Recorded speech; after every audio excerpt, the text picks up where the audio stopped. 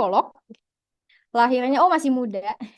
Masih muda, alhamdulillah masih berjuang. Berjuang apa nih? Selalu berjuang dalam mencapai goals-goals hidup maksudnya gitu ya. Moto hidupnya inspire, inspiring, if there is a will, there is a way. Wow, luar biasa ini memang. Minatnya ke self development, mental health, sama psikologi Islam, keluarga dan parenting. Luar biasa. Memang milih psikolog itu harus yang cocok-cocokan ya gitu. Kadang kita ketemu ke psikolog nggak langsung cocok gitu. Tapi kalau saya datang ke psikolog, nah biasanya mencari psikolog yang muslim, jadi yang sama-sama value-nya gitu. Kalau nggak benar, ya tetap dibelokin ke jalan yang benar gitu, sesuai dengan value Islam. Kak Mayang datang ke psikolog gitu. Ya, emang kenapa kalau datang ke psikolog? Nggak apa-apa ya. Untuk mempertanyakan keraguan-keraguan hidup gitu. Itu biasanya bertanya ke psikolog. Nah, mumpung Kak Amrina di sebelah saya ini bestie, asik bestie gitu. Jadi gampang tuh kalau mau nanya gitu. Jadi buat teman-teman yang mencari sahabat, nah boleh lah. Cari yang enggak, cari yang berilmu juga. Misalnya kita saling sharing ilmu lah ya tentang kehidupan ini gitu. Kayak achievementnya teman-teman bisa Ya lihat itu tuh sendiri, beliau aktif di kampus ikut juga, foto aktif di luar kampus juga dengan prestasinya di PIMNAS gitu ya. Dapat beasiswa juga untuk speakersnya dia pernah ngisi di mana-mana tentunya berkaitan dengan psikologi dan keluarga dan keislaman. Work experience-nya juga pernah jadi asisten dosen, mata kuliahnya bisa teman-teman baca sendiri gitu ya tentang teori kepribadian dan metode kepenulisan. Tuh. Organisasinya banyak, dan buat teman-teman yang mau menghubungi Kak Amrina, bisa lihat di layar. Nggak akan aku sebutin ya. Ntar langsung dicari nih, aduh gue mau follow nih Kak Amrina gitu. Tapi boleh sih kalau mau di follow. Tapi kalau di follow back, nggak tahu tuh. Mungkin bisa di DM dulu. Oke, kita panggil saja kalau begitu Kak Amrinanya. Assalamualaikum Kak Amrina. Mana nih? Waalaikumsalam ya. Kayaknya bawa suaranya doang nih. Mukanya belum ada. Oh, udah ada ternyata. Kayak kurang sini nih Kak. Iya, harus spesifik Oh ya. iya, harus presisi maaf ya. Temenmu ini sangat Perfeksionis. perfeksionis. Oke. Karena kita bajunya udah matching-matching nih. Tadi perasaan baju saya coklat ya. Langsung Tiba-tiba ya. langsung berubah jadi hitam, menyesuaikan Kamrina kalau saya mah. Oke, jadi tadi Kamrina sehat ya. Alhamdulillah. Perjalanan kayak jauh banget nih. Nyampe sini mepet banget ya. Iya. Nggak ada hambatan tapi kan ya. Banyak kegiatan Oh, sebelumnya, luar jadi biasa. maraton gitu hari Maraton. ini. Harusnya hari ini ada agenda juga ya, tapi menyempatkan waktu untuk teman-teman di sini, Iya. untuk sharing ilmu di sini, luar biasa. Kamrina, kita mau bahas apa sih sebenarnya? Bahas tentang Kita mau bahas mm-mm, soal emosi dan journaling ya. emosi dan journaling. Kalau di tagline Heeh. di posternya kan aku harus cerita kemana gitu ya. Cerita ke lu boleh nggak? Aduh. Oke, cerita Dan ke itu kamu boleh nggak? akan kita bahas Mm-mm, bareng-bareng gitu ya. Emang mm-mm. kenapa sih kita harus bercerita Oh gitu ya? gitu.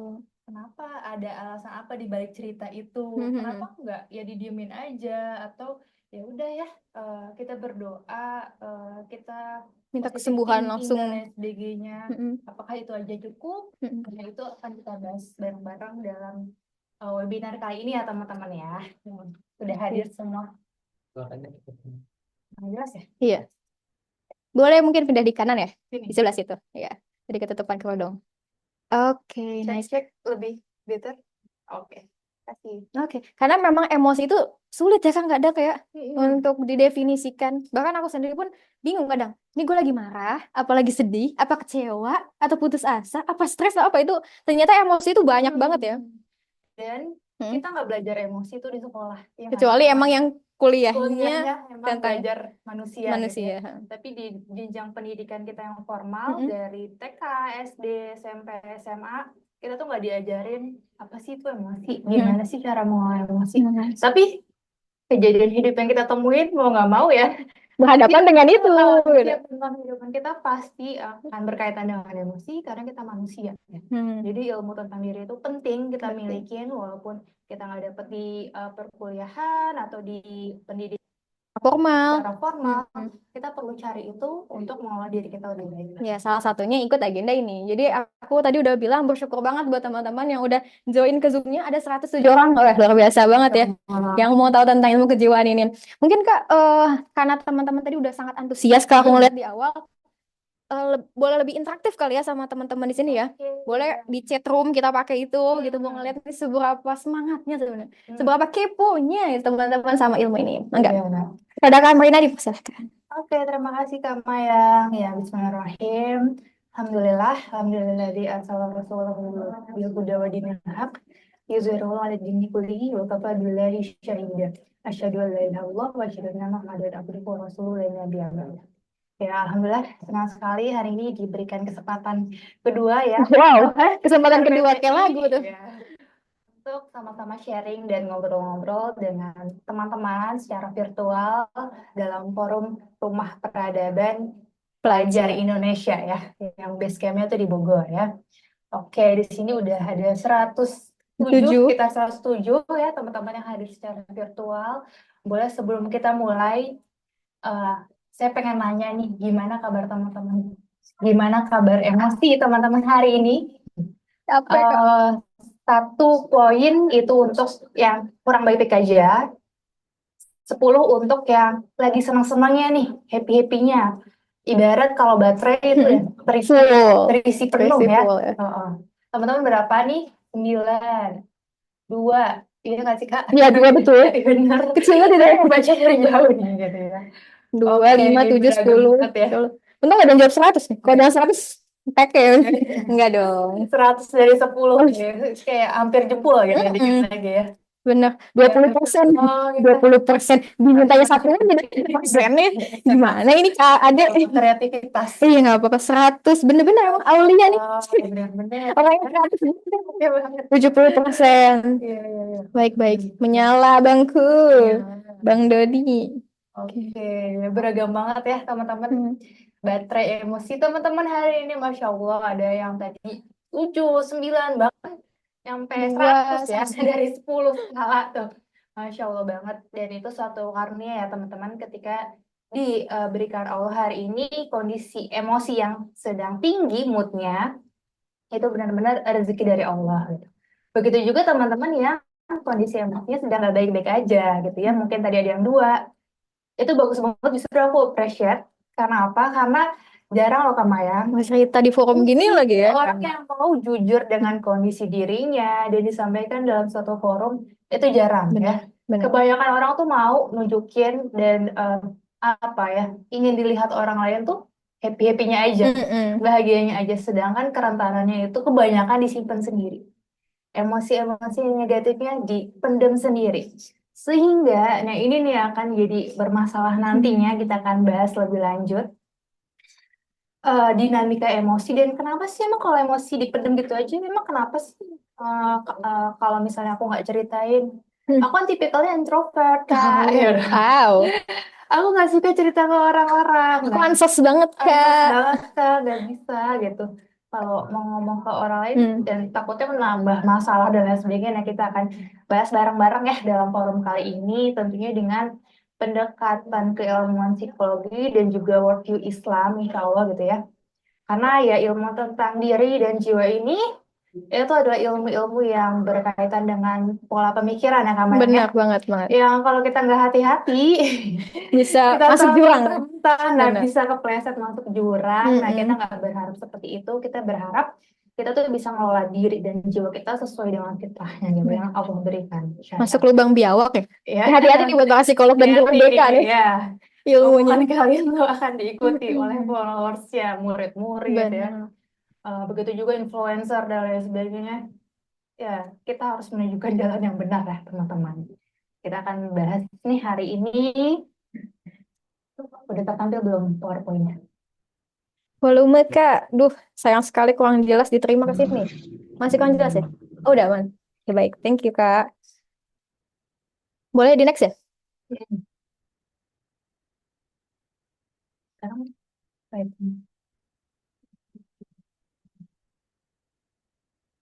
Oke, Oke. bismillahirrahmanirrahim. Kita mulai bersama ya. Ini keren banget Oh, posternya, Masya Allah ya. siapa dulu yang ngedit? Ya, Oh, aduh, bukan aku. siapa nih? Harus cerita kemana? Asli capek banget, bingung banget. Gimana caranya mengelola emosi dan bikin stres? Karena kenapa? Emosi emang ada kaitannya sama, kita akan membahas hal ini dalam webinar dari RPPI ya. Tadi bagaimana sudah disampaikan ya, mungkin sekilas teman-teman kalau ketemu di jalan boleh sapa ya. Perkenalkan, nama saya Amrin Nosa Salimah, bisa dipanggil Mbak Amrin. Saya seorang psikolog, jadi memang sehari-hari mendengarkan cerita begitu banyak manusia ya, terutama yang bermasalah ya, bermasalah dan parah. Nah, itu udah jadi pekerjaan sehari-hari yang Hmm. ditemuin gitu ya. Jadi di antara banyaknya cerita itu, insya Allah kita akan bahas gitu ya, dalam konsep-konsep psikologi, gimana sih kita perlu bercerita. Emangnya emosi tadi itu tuh apa? Sebenarnya emosi itu apa? Aku nggak ngerti, nggak Hmm. kelihatan kan ya. Emosi itu kalau misalnya kalau kita lihat ada luka secara fisik itu secara real ada Kelihatan. real. Kita melihat secara fisik tampilannya. Tapi kalau secara emosional, emosi itu sendiri nggak kelihatan. Tapi kok Kak, rasanya sama-sama sakit ya? Guys, luka tak berdarah. Iya, sakit Asik. tapi tidak berdarah. Tidak Nah, itu berdarah. eh, yang saya temui sehari-hari. Dan insya Allah ya kita akan bahas juga adab-adabnya bercerita. Karena bercerita ternyata ada ketentuannya juga, Kak. Mm-mm. Nggak bisa sembarangan cerita. Nggak bisa tuh Cerita ya nggak langsung bisa. nyerocos gitu enggak ya? Oke. Mm-mm. Nah, seperti itu. Kemudian sebelum mulai, kita tentunya bersama-sama berdoa terlebih dahulu ya, supaya ilmu yang kita peroleh hari ini mendapat keberkahan dari Allah Subhanahu wa Ta'ala dan niat kita diluruskan untuk thalabul ilmi ya. Berdoa dimulai.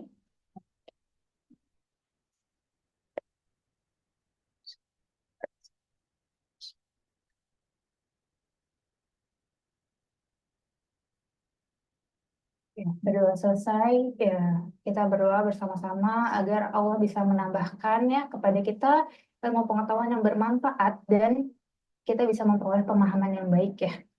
Betul. eh Warzuqni fahman, pemahaman yang baik, karena ilmu psikologi itu insya Allah akan mudah teman-teman tangkap karena memang gampang ya, ilmu-ilmu tentang manusia tuh sabar, ikhlas, tawakal gampang ya Kak Mayang. Tapi akan menjadi PR untuk menjalankannya, lebih susah diterapkan gitu dibanding ilmu-ilmu yang lain. Maka dari itu kita berdoa agar ilmu yang kita peroleh hari ini itu adalah ilmu yang bisa bermanfaat untuk kita. Bermanfaat untuk kita, jadi nggak hanya masuk telinga kanan, keluar telinga kiri. Sumpah Setelah, deh. setelah Makanya kenapa harus ini, nyatet ya iya, di agenda dan sekarang itu tuh. juga disarankan tadi sama Kak Mayang. Mm-mm. Gitu. Mau dibantu aja? Hmm. Next.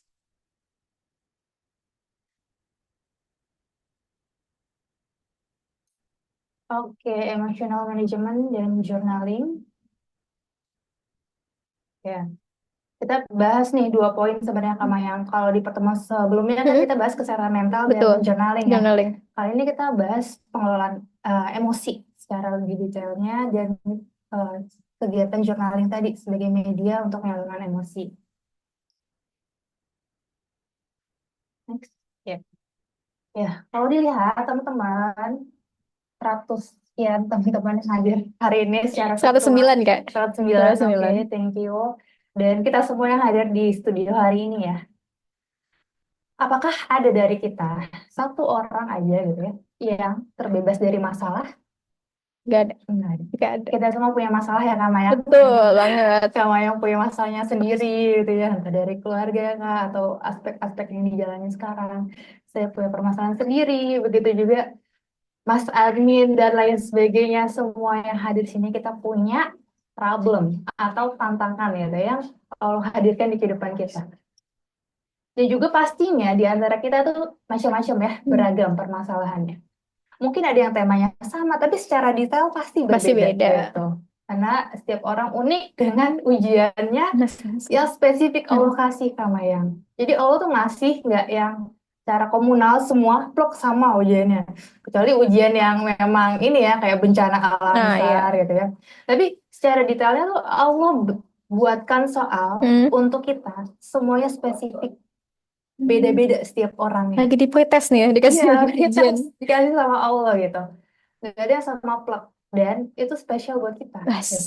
Sebagai bentuk apa? Bentuk kasih sayang Allah terhadap kita. Sayang. Kalau kita hidup gak punya ujian, itu justru yang perlu dipertanyakan Kak Maya. Flat banget. Oh, flat banget dan kita tuh dianggap nggak sih sama Allah gitu. Aduh, diabaikan sedih loh itu. Jangan-jangan kita tuh diabaikan kan? Sama manusia aja sedih, Iya, apalagi sama yang nyiptain kita kan. sama yang nyiptain kita gitu. Jadi teman-teman yang hari ini memiliki ujian dan tantangan hidup, walaupun itu berat gitu ya, tapi ingat-ingat bahwa ya Allah tuh lagi ngasih bentuk kasih sayangnya ke teman-teman. Allah ingat sama teman-teman, makanya dikasih ujian supaya apa? Ya bisa jadi supaya kita naik tingkat, level Naik up. level up. Orang tuh dikasih ujian kalau mau apa? Mau naik Uji. kelas ya. Tuh. Jangan-jangan ya tadi Allah pengen kita bisa naik kelas, tingkatannya lebih tinggi lagi derajatnya, dan Allah rindu sama kita. Hmm. Kita kadang tuh kalau nggak dikasih masalah lupa sama dunia ya. Sama Allah Iya, lupa. sama Allah gitu jadi terlena sama dunia gitu. Mm-mm. Kita sibuk ke sana sini dengan aktivitas, tapi tadi Allah kasih masalah. Seringnya adalah kita jadi lebih ingat sama Allah ketika ada masalah. Dan temanya berbagai macam ya, sama yang Mm. ada yang diuji di keluarganya, ada yang di karir, ada yang di percintaan, ya, Kak, ada aku yang, semuanya Kak, gitu. aduh, Ada juga. ada juga. Ada juga.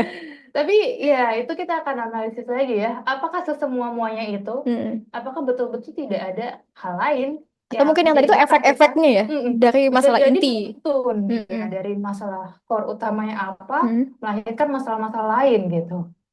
Nah, ini akan beragam banget di tiap orang. Ada yang di cita-cita dan harapannya, Ya. mungkin di perkuliahan, akademik dan sekolahnya, Tentang konsep dirinya yang konsep insecure diri ya. bisa jadi gitu ya. Dan itu kita perlu ketahui dulu mana sih letak ujian kita hari ini. Ya, karena apa? Karena Allah berfirman dalam Quran surat Al-Baqarah ayat 155 ya teman-teman. Yang artinya, dan kami pasti akan menguji kamu dengan sedikit ketakutan, kelaparan, kekurangan harta, jiwa, dan buah-buahan. Nah, di sini keywordnya sedikit loh, Allah bilang ya teman ya. Sama yang teman-teman Sedikit. sedikit. Itu sedikit dibanding dengan nikmat Allah yang maha banyak teman-teman. Hmm. Kalau dari kita lahir, lebih banyak ujiannya apa nikmatnya? Nikmatin Kalau dihitung, dong. iya Nikmatin nikmatnya dong. Allah gitu. Kita bisa bernafas. Kita pun kalau sakit ya itu kan misalnya ada orang yang Hmm. gangguan pernafasan. Hmm. Tapi secara kuantitas lebih banyak dia bisa bernafas kan Benar. sebelum itu. Ya. Begitu juga yang lain sebagainya ya. Ada takut, lapar, kurang harta jiwa dan itu sedikit ya, Hmm. sebenarnya ya Allah kasih ujian sesuai kesanggupan kita. Dan di sini sampaikanlah kabar gembira pada siapa? Kepada orang-orang yang sabar. Gitu. Keywordnya sabar. Orang yang sabar, insya Allah akan dapat kabar gembiranya itu. Nah, orang-orang yang nggak sabar gimana? Yang Justru itu. justru Allah itu. pengen ngeliat nih Iya, dari yang situ. pengen diuji tuh, kita tuh bisa sabar nggak sih? Gitu. Dan insya Allah ketika kita bisa pelan-pelan mengupayakan sabar tadi, ada kabar gembira yang menanti kita ya teman-teman. Itu surga. Surga insya Allah. Nah, lantas di mana sih tempat yang nggak ada rasa takut, nggak ada kesedihan, nggak ada tadi kekurangan-kekurangan harta, jiwa, buah-buahan? Adakah satu tempat di dunia ini yang demikian, teman-teman? Di dunia ya, buka peta dunia, ada nggak satu tempat yang kita bisa temuin tempat yang bebas dari stres, bebas dari rasa takut, sedih dan lain sebagainya? Masuk gua nggak ada ya? Di Takut gua ya? gelap Oh, takut. gelap takut ya Ke juga. ini ujung dunia, Oh, di eh, Bangkok kayak di film-film nggak ya? Tapi itu kena iya, fiktif ya. Nggak iya. beneran ya? Nggak Kita ada. ke kutub utara, kutub selatan kayaknya enak tuh, dingin, nggak ada orang-orang lain. Tapi ada apa? Ruang kutub mungkin ya. Dan itu muncul rasa takut dan lain sebagainya. Lucu lagi ya. Nggak ada di dunia ini tempat yang bebas dari rasa takut dan kesedihan. Hmm. Even setingkat presiden atau siapapun yang punya kedudukan tinggi, mereka juga punya ujian masing-masing Betul. ya. Dari tingkat atas sampai tingkat bawah semua pasti ada. Hmm. Ya. Maka di sini Allah menyampaikan dalam Quran surat Al-A'raf, sebelumnya Kak, Al-A'raf ya ayat 49 ya, yang artinya Allah berfirman, masuklah kamu ke dalam surga, tidak ada rasa takut padamu dan kamu tidak pula akan bersedih hati. Jadi satu-satunya tempat di mana kita tidak akan menemukan rasa takut dan rasa sedih hati tadi itu adalah di surganya Allah Benar. yang kita nanti-nantikan gitu ya Kak ya. Dipanggil sama Allah, masuklah kamu Aduh, ke melting dalam banget gitu. surga gitu. Itu yang kita kejar sebenarnya teman-teman. Dan di sana nggak ada lagi rasa takut dan rasa sedih hati. Tapi memang dua dua posisi aja tuh sama yang di Hmm. akhirat. Cuman ada surga sama neraka. Neraka. surga benar-benar terbebas dari rasa takut dan rasa sedih hati. Sedangkan kebalikannya neraka itu full oleh rasa takut, siksaan, itu Aduh, menyakitkan. luar biasa. Ini kajian apa nih? Kajian apa nih? Seminar ketahanan mental, kajian muhasabah ini. Nah, itu ya. Jadi nggak ada pilihan lain Hmm. selain kalau kita pengen bahagia di akhirat nanti, kita harus mengejar surga, teman-teman. Gitu ya.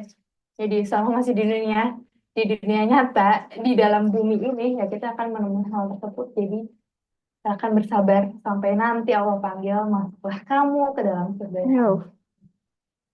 Ya, kita sebagai manusia, Kamayang, ya, Hmm. bisa diibaratkan seperti sebuah kantong ya. Oke. Kita punya kantong dalam diri kita masing-masing, Hmm. kantong emosi atau kantong jiwa. Yang di dalamnya itu bisa beraneka ragam isinya. Gitu. Ini bawa properti nih. Yang Pak Tarno ya. Kantong ya. Untung nggak Jadi hitam apa? loh. Jadi bawa Iya, properti. iya. Enggak dong, Kang. Nah ya. Jadi dalam diri kita ibarat kantong seperti ini ya, teman-teman. Mhm. Nah, dalam diri kita itu ada berbagai macam hal setidak-tidaknya ya. Yaitu masalah yang kita alamin sekarang gitu ya.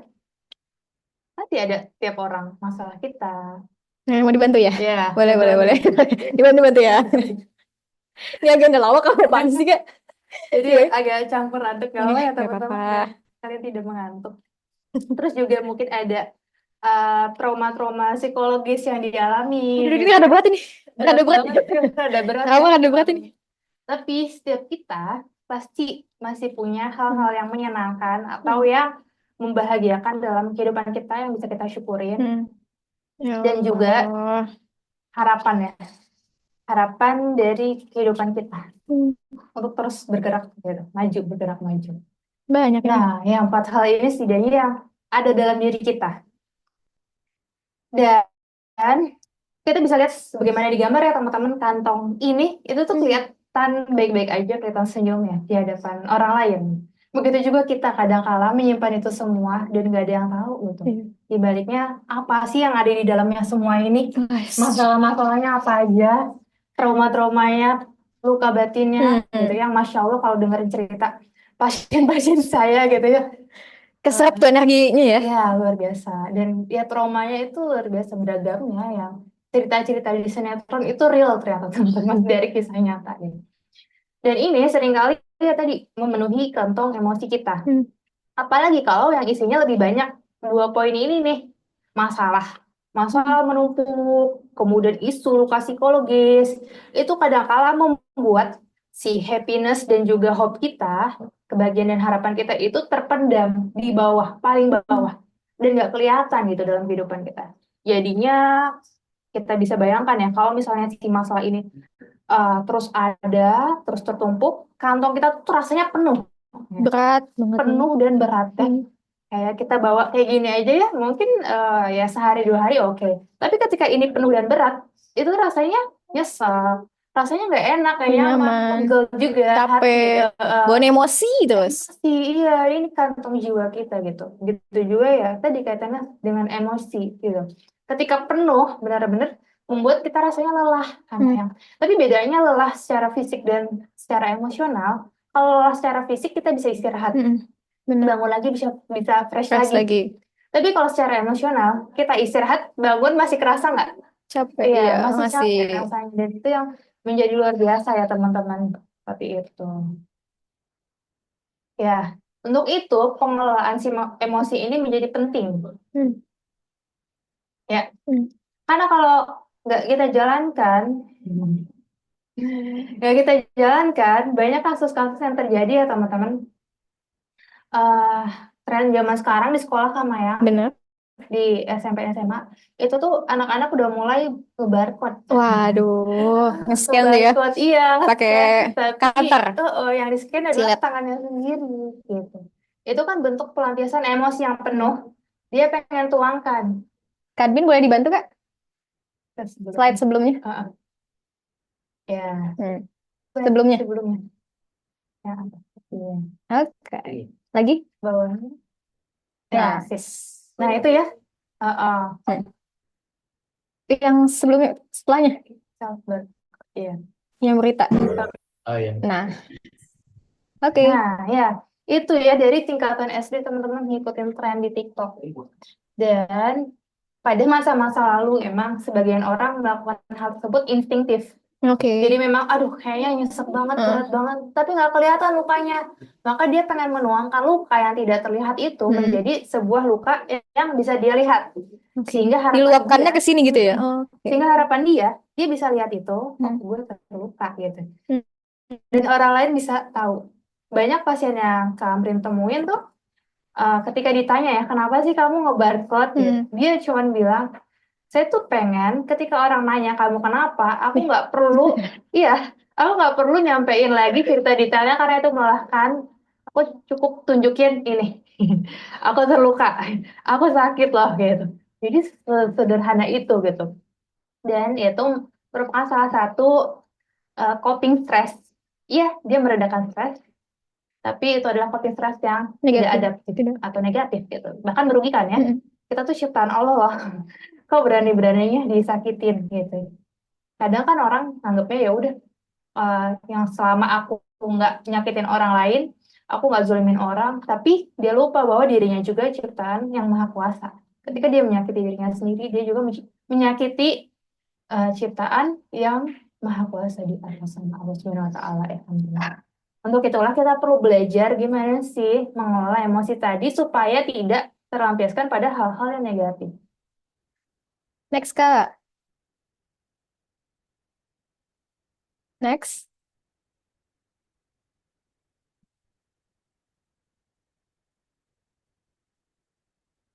Ya, itu kita perlu mengenali emosi kita. Sebelumnya. Sebelumnya, hmm, sebelumnya sih, sebelumnya sih, ya, Nah, kenali emosimu. Kita kenalin emosi kita tuh seperti apa ya. Next. Ya, kita akan belajar ya teman-teman, emosi itu apa sih sebenarnya? Apakah emosi itu sama dengan mood? Kira-kira sama ya? beda ya. Ya, beda. Ternyata berbeda. Nah, kita akan pelajari ya. Ih, si itu mah lagi nggak mood tahu. Emang iya. Kamu, Padahal bukan nggak mood ya. ya, Lagi kesel atau lagi apa ya, gitu ya. ya, Gampang ya. ya. Beda ternyata. Ya, jadi ternyata nih Hmm. ada berbagai jenis ya Hmm. istilah-istilah yang cukup kita sering dengar mungkin Hmm. ya. Afek, emosi, dan suasana hati. Fake. Jadi afek itu ternyata mencakup dua hal ini nih, emosi dan mood. Afek itu adalah beragam perasaan yang dialami seseorang yang itu bentuknya bisa emosi Hmm. ataupun suasana hati.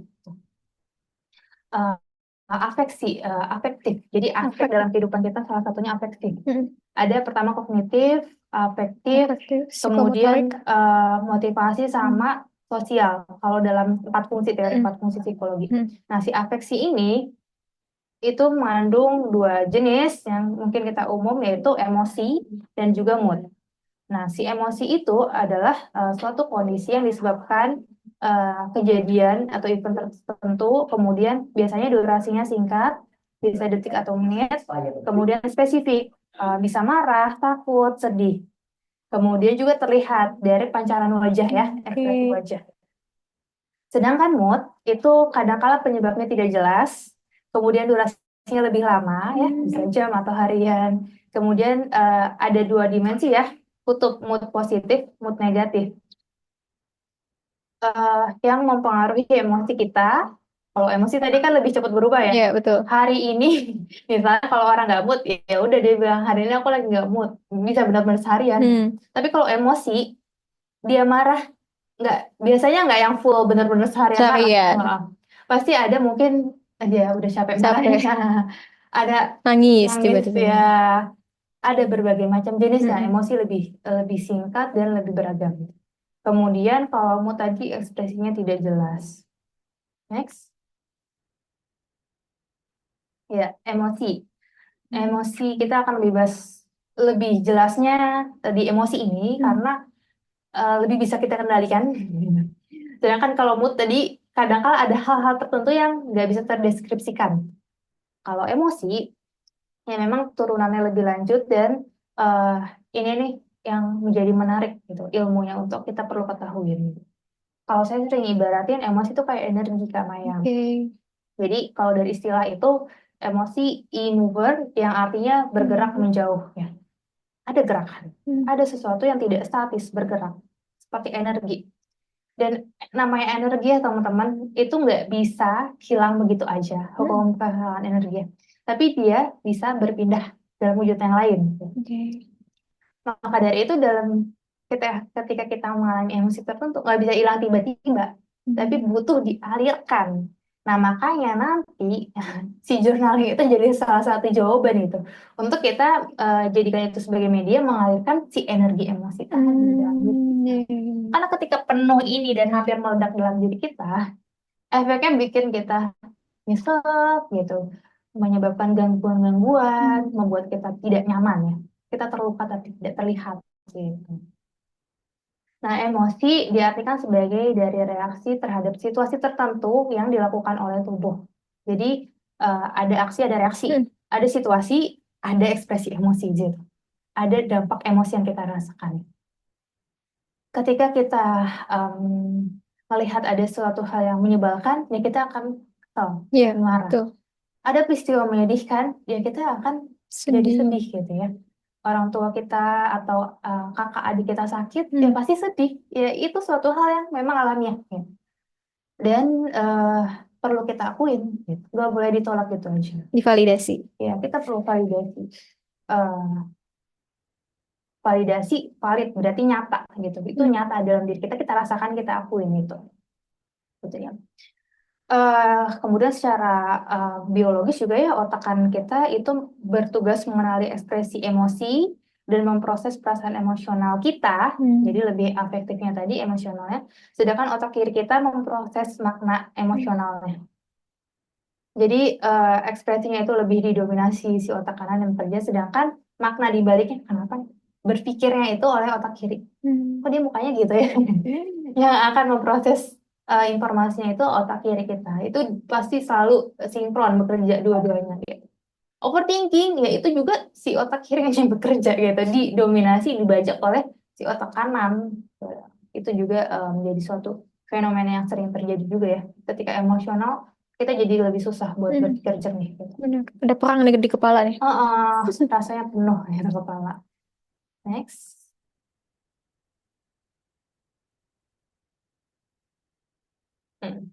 Ya, mood.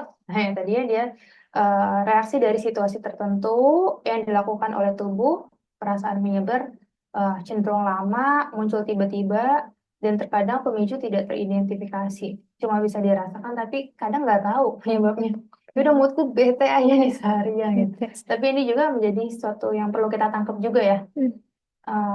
Moodnya tersebut untuk diidentifikasi suatu hari nanti kayak, oh aku ngerasa bad moodnya di momen-momen kayak gini, analisis sumbernya apa penyebabnya. Kira-kira apakah itu kalau perempuan kan ada masa-masa periodiknya gitu ya, mungkin kaitan dengan hormon. Kemudian ada juga yang memang kayak tiba-tiba aja kita sedih gitu, tiba-tiba aja moodnya gak enak. Ya memang itu kuasa Allah gitu. Membolak-balikan hati ya. Walaupun gak ada penyebabnya, kadang bisa aja gitu muncul perasaan yang gak nyaman itu. Langsung mellow. Seperti itu. Nah ini sumber emosi dan mood. Sebelumnya Kak, barengan gitu kita. Sumber emosi dan mood ada apa aja? Kalau dari teorinya Robbins, dia menyatakan ada beberapa faktor. Pertama itu kepribadian. Kepribadian orang, ada yang mungkin tipikal mudah marah, gitu ya. Senggol bacok ya. Ngeri banget Senggol bos. dikit langsung marah-marah ya. Kemudian ini kaitan sama suku ras juga ya. Kadang emang emosinya beraneka ragam dan ekspresinya pun unik gitu, beraneka ragam juga. Bagi orang-orang mungkin di yang timur, nada tinggi itu biasa, bagi orang Jawa itu suatu hal yang luar biasa gitu. Bisa kaget, bisa nganggap itu marah dan lain sebagainya gitu. Jadi karakter kepribadian kita mempengaruhi, ada yang memang bawaannya dari dulu seperti itu, cenderung lebih panas bawaannya, ada juga yang lebih adem, ya udah itu karakter kita atau kepribadian. Kedua dipengaruhi juga oleh cuaca. Jadi cuaca makin panas biasanya ke bawah juga nggak sih Kamaya? Lagi macet. Ya, panas, gitu. macet, luar biasa. Jadi emosinya lebih mudah tersulut gitu. Benar. Kemudian tekanan hidup ya. kemudian juga mungkin kita dimarahin atasan dan lain sebagainya, itu pasti akan cenderung membuat kita lebih emosional. Benar. Kemudian kegiatan sosial, ya aspek sosial ya, bagaimana lingkungan kita terdekat kita mempengaruhi kita. Ketika kita berteman dengan orang-orang yang adem, kegiatan sosial kita juga adem, kamayang ya, kayak misalnya ikut tazkiyatuna, Aduh, duh, duh, duh, duh. ikut Pembersihan mentoring, jiwa gitu ya, ya. Oh. mentoring, kajian, nah itu insya Allah lebih akan terasa gitu ya, ketenangannya itu. Tapi kalau kita bergaul dengan komplotan orang-orang yang suka malak di sekolah, kemudian bawaannya marah-marah terus, rasa nggak sih kadang kita kecipratan gitu Emosi emosinya. negatifnya. Eh, Ngegasnya tuh kecipratan juga gitu. Jadi, Komplotan gibah juga. Oh, iya. waduh, ya itu berkaitan Mama juga nih. secara sosial. Hmm. Kemudian ternyata tidur juga berkaitan, Mbak sama Oh. yang Mbak. Mbak Mayang. Iya, boleh, boleh, boleh. Iya, iya. Teteh, teteh. Teteh asal nggak Eh, sama enggak dong. Iya, Mbak Mayang ya. Hmm. Jadi ketika tidur kita kurang, itu emosi kita jadi lebih mudah tersulut, Oke. lebih mudah meledak gitu. Jadi tidur cukup itu diperhatikan ya teman-teman. Kemudian olahraga. Ini poin yang penting juga ya, ketika kita olahraga secara rutin, Hmm. itu tuh bisa memproduksi hormon endorfin. Coba tanya dulu, Kak. Pekan ini udah olahraga belum nih? Udah olahraga belum teman-teman? Jangan di rumah doang nih kayaknya nih. Iya, olahraga secara online Kak. Wah, Aduh. jogging aja deh. Iya, Jogging apa? Yoga ya? yoga, Yoga. ya nggak apa-apa kalau ikut Senam. bergerak. Tapi Hmm. kalau ditonton doang, kalian nggak bergerak, itu bukan olahraga ya. Kayak gimana dong? Jogging, bulu Oke, tangkis. nah itu ternyata berkaitan dan berpengaruh besar teman-teman olahraga. Jadi itu juga salah satu bagian yang mungkin sederhana, Hmm. tapi belakangan sering saya sarankan juga ke pasien, Hmm. karena sebesar itu dampaknya. Oke. Gitu. Dan saya pun berusaha buat menerapkan gitu, pelan-pelan, at least seminggu tuh ada gitu Ada ya. olahraganya. Karena kalau kita pulang olahraga nih, pasti kelihatan gak sih vibes orang abis olahraga tuh rata-rata tuh mereka semangat, Tuh. ketawa-ketawa, seger gitu ya. Hmm. Bahkan keringatnya tuh kerasa beda. Keringatnya tuh seger, beda Hmm. sama keringat capek kita kerja. Iya, Nah beda. itu ada ekspresi hormon endorfinnya yang bikin kita semangat dan lebih bahagia. Dan juga usia serta gender ya. Hmm. Ada yang bilang memang ketika usia makin lanjut, nah itu potensial untuk marah-marahnya tuh lebih besar, iya. Lebih sensitif, iya. Betul. Kemudian gender, ekspresi emosinya beda-beda ya. Maksudnya cewek lebih. Cewek dan cowok, Oh kira-kira ya. mana yang lebih mudah buat marah-marah, lebih bawel? Aku nunjuk aku gitu ya. Nggak boleh ke orang lain. Ya, walaupun nggak Sadar bisa diri. digeneralisir, tapi memang ada banyak riset yang membuktikan perempuan itu lebih emosional gitu. Hmm. Nggak hanya secara positif, nggak hanya secara negatif aja, dalam artian Hmm. marah-marah, ngomel, bawel. Hmm. Tapi secara positifnya juga, kita tuh afektif, lebih perasa, lebih punya kasih Emang fitrahnya sayang, begitu ya, ya, seperti itu. kasih sayang. Lebih perhatian, Hmm. peka, itu tuh perempuan. Kalau laki-laki tuh ya mereka harus dikasih tahu dulu secara teoritis. Oh, Hmm. ini tuh gini loh, baru mereka paham. Main Oh, logika ya. main kode-kode nggak akan ketemu. Sedangkan kita mau dikodein. Iya, aduh, Kagak nggak nyampe udah itu. nyampe nggak dapet Bener. gitu ya. Jadi itu ya salah Sabar ya satu ibu-ibu faktor. kalau suaminya pada nggak peka. Emang begitu. Iya, memang begitu. Jadi ya gender juga mempengaruhi ya, Hmm. kan. Ya, selanjutnya ada juga ya aspek kecerdasan secara emosional. Jadi cerdas itu nggak hanya secara kognitif, secara intelijensi aja, tapi juga secara emosi gitu teman-teman. Dan si kecerdasan emosi sendiri Hmm. itu setidaknya terdiri dari 5 aspek. Pertama itu kesadaran diri atau self awareness. Kemudian ya ini adalah bagaimana kita menyadari gitu ya kondisi Hmm. emosi kita, kondisi emosi orang lain. Jadi peka tadi. Peka. Kemudian empati, bisa melihat apa sih yang dirasakan oleh orang lain kira-kira. Hmm. Jadi paham gitu orang lain kayaknya hari ini rasanya gini deh. Oh kayaknya di posisi dia rasanya nggak enak Nggak deh. nyaman. Jadi empatik itu penting deh.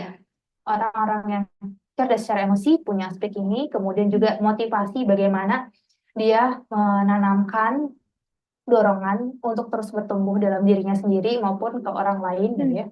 Bergerak gitu dia ada semangat itu. Kemudian regulasi diri, Bagaimana dia akhirnya mengelola dirinya dan termasuk emosinya tadi. Kalau sedih ya apa harus dilakuin gitu ya. Kemudian kalau dia punya suatu masalah, dia nggak berdiam diri, tapi dia regulasi gitu. Coba buat dikelola. Cari cara Cari gimana nih ya? caranya. Dan terakhir adalah social skills. Bagaimana dia berinteraksi dengan orang lain, membangun koneksi dengan sekitar gitu ya, baik secara private maupun secara komunal gitu ya. Dia punya kemampuan itu berrelasi secara sosial skillsnya. Nah, ini aspek-aspek kecerdasan emosi. Orang yang cerdas secara emosi ininya tuh bagus tiap bagiannya. Dan menjadi suatu hal yang kita perlu usahakan ya teman-teman. Bahkan di riset-riset ini Daniel Goleman, waktu itu skripsi saya tuh tentang ini. Jadi banyak dibahas bahwa orang yang cerdas secara emosi, bahkan lebih banyak secara realnya, dia lebih berhasil dibanding orang yang hanya cerdas secara kognitif aja. Kalau dia ada kupu-kupu mungkin kalau di kuliah-kuliah ya, tapi ada orang juga yang selain dia mencukupkan diri di kuliah ya, dia juga Kupu-kupu teh apa? Takut ada nggak tahu. kuliah Hewan. pulang Oh, kan hewan bisa ya, terbang kan ya? kuliah Oh, pulang kuliah pulang gitu. Tapi ada juga orang yang selain kuliah dia juga cari berbagai aktivitas pengembangan diri, ikut band, kegiatan sosial yang itu akan ngasah ini emotional Emotional intelligence intelligence. gitu. Dan secara dari penelitiannya itu dikatakan bahwa orang-orang yang punya emotional intelligence yang baik di tempat pekerjaannya nanti, dia cenderung akan lebih berkembang gitu. Lebih mudah untuk akhirnya menaiki posisi-posisi yang lebih baik lagi gitu. Karena ya tadi kita tuh nggak butuh pintar sendirian. Kita butuh berinteraksi dengan orang, kita butuh empati dengan orang lain, kita butuh ngatur orang dan lain sebagainya gitu. Ini aspek emotional Kunci ya. intelligence. Ya. Terus gimana sih kita bisa punya kecerdasan secara emosi tadi? Gimana sih cara buat kita mengelola emosi kita? Nah ini coba kita akan pelajari ya. Ada step by stepnya. Yang pertama, Next. yang Boleh, pertama, boleh next Kak. yang pertama adalah kita perlu mengenali dulu nih kebutuhan emosi diri kita. Kebutuhan emosi ya. Ya, karena ini menjadi basic sih. Setiap orang ternyata punya kebutuhan emosi yang beda-beda. Yes, beda-beda teman-teman. Kadangkala kita cuma bisa nangkep responnya aja. Aku marah ya kan. Tapi sebenarnya kita cabut akar mendasarnya gitu. Kita cari tahu di dalamnya itu lebih dari sekedar marah. Bisa jadi ada kita tuh marah kenapa? Karena kebutuhan emosi kita nggak terpenuhi gitu. Dan tiap orang kadangkala beda-beda yang secara spesifiknya. Dipengaruhi oleh apa? Oleh perjalanan hidup kita. Pertama, misalnya eh kebutuhan-kebutuhan emosi ini beraneka ragam ya. Ada kebutuhan untuk dipercaya, dianggap mampu, diperhatikan, dimaafkan, diterima, diinginkan, didukung, Kalau dibawa agak sedikit jauh, misalnya setelah jam perjalanan, privacy, dan lain sebagainya. Berdaya, aman secara emosi, dianggap penting, dan seterusnya. Kadang-kala, memang semuanya itu kita butuh, ya. Tapi ada yang lebih dominan dan menjadi lebih sensitif bagi kita ketika kita nggak terpenuhi tuh bagian itu. Karena bisa jadi bagi orang-orang tertentu yang dilahirkan di keluarga yang jarang mempercayai dia, gitu. Apa-apa semua serba disuapin, apa-apa nggak dikasih kesempatan. Bagi dia kebutuhan dipercaya itu menjadi suatu hal yang penting karena dia nggak dapet hal tersebut di rumah. Sehingga itu jadi matters banget buat dia, jadi isu banget. Ya makanya ketika ada orang di luar sana yang nggak percaya dia, rasanya lebih deep, rasanya lebih dalam gitu, lebih sakit gitu. Karena ini kebutuhan emosi yang menjadi lebih penting bagi dia dibanding yang lainnya. Kemudian juga ada ya barusan pasien gitu ya, yang merasa privasinya kurang dihargai di rumah. Sekedar misalnya orang tua ketuk pintu kamar gitu ya, tiba nggak ada gitu, ada semacam Langsung itunya. nyelonong aja gitu ya. Langsung nyelonong dan dia kaget gitu dengan bentakan dan lain sebagainya.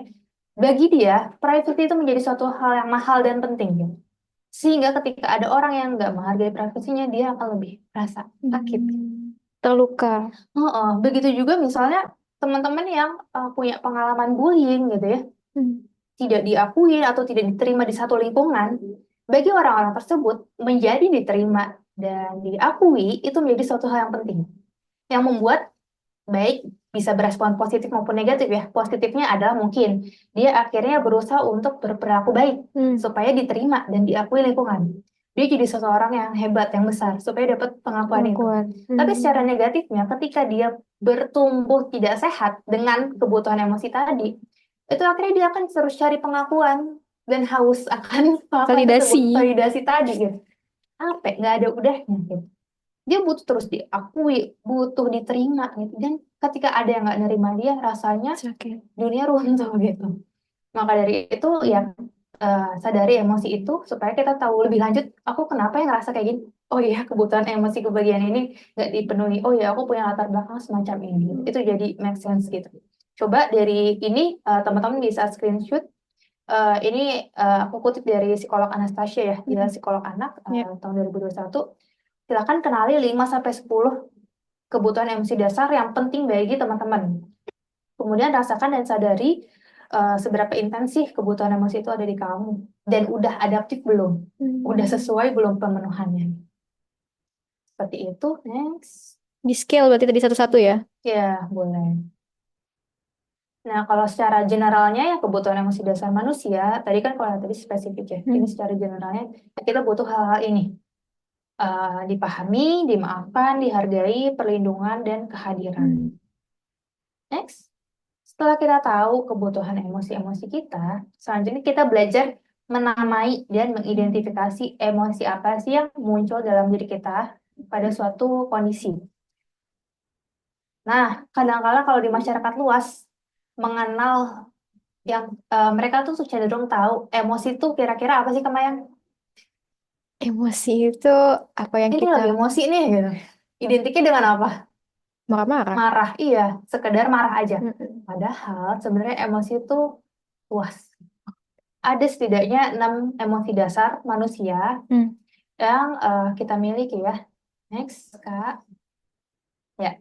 Pertama itu senang, happy. Kedua sedih, sad. Ketiga fear, takut. Keempat marah, anger. Kemudian surprise, terkejut. Dan disgust, jijik gitu ya. Nah, ini tuh sekitar tahun 1970, Paul Ekman mengidentifikasi 6 emosi dasar ini yang ada di tiap kita, basic.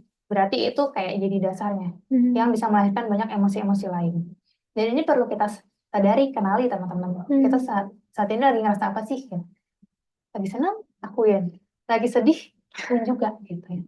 Nah, ini menarik ya. Next. Boleh di-setel?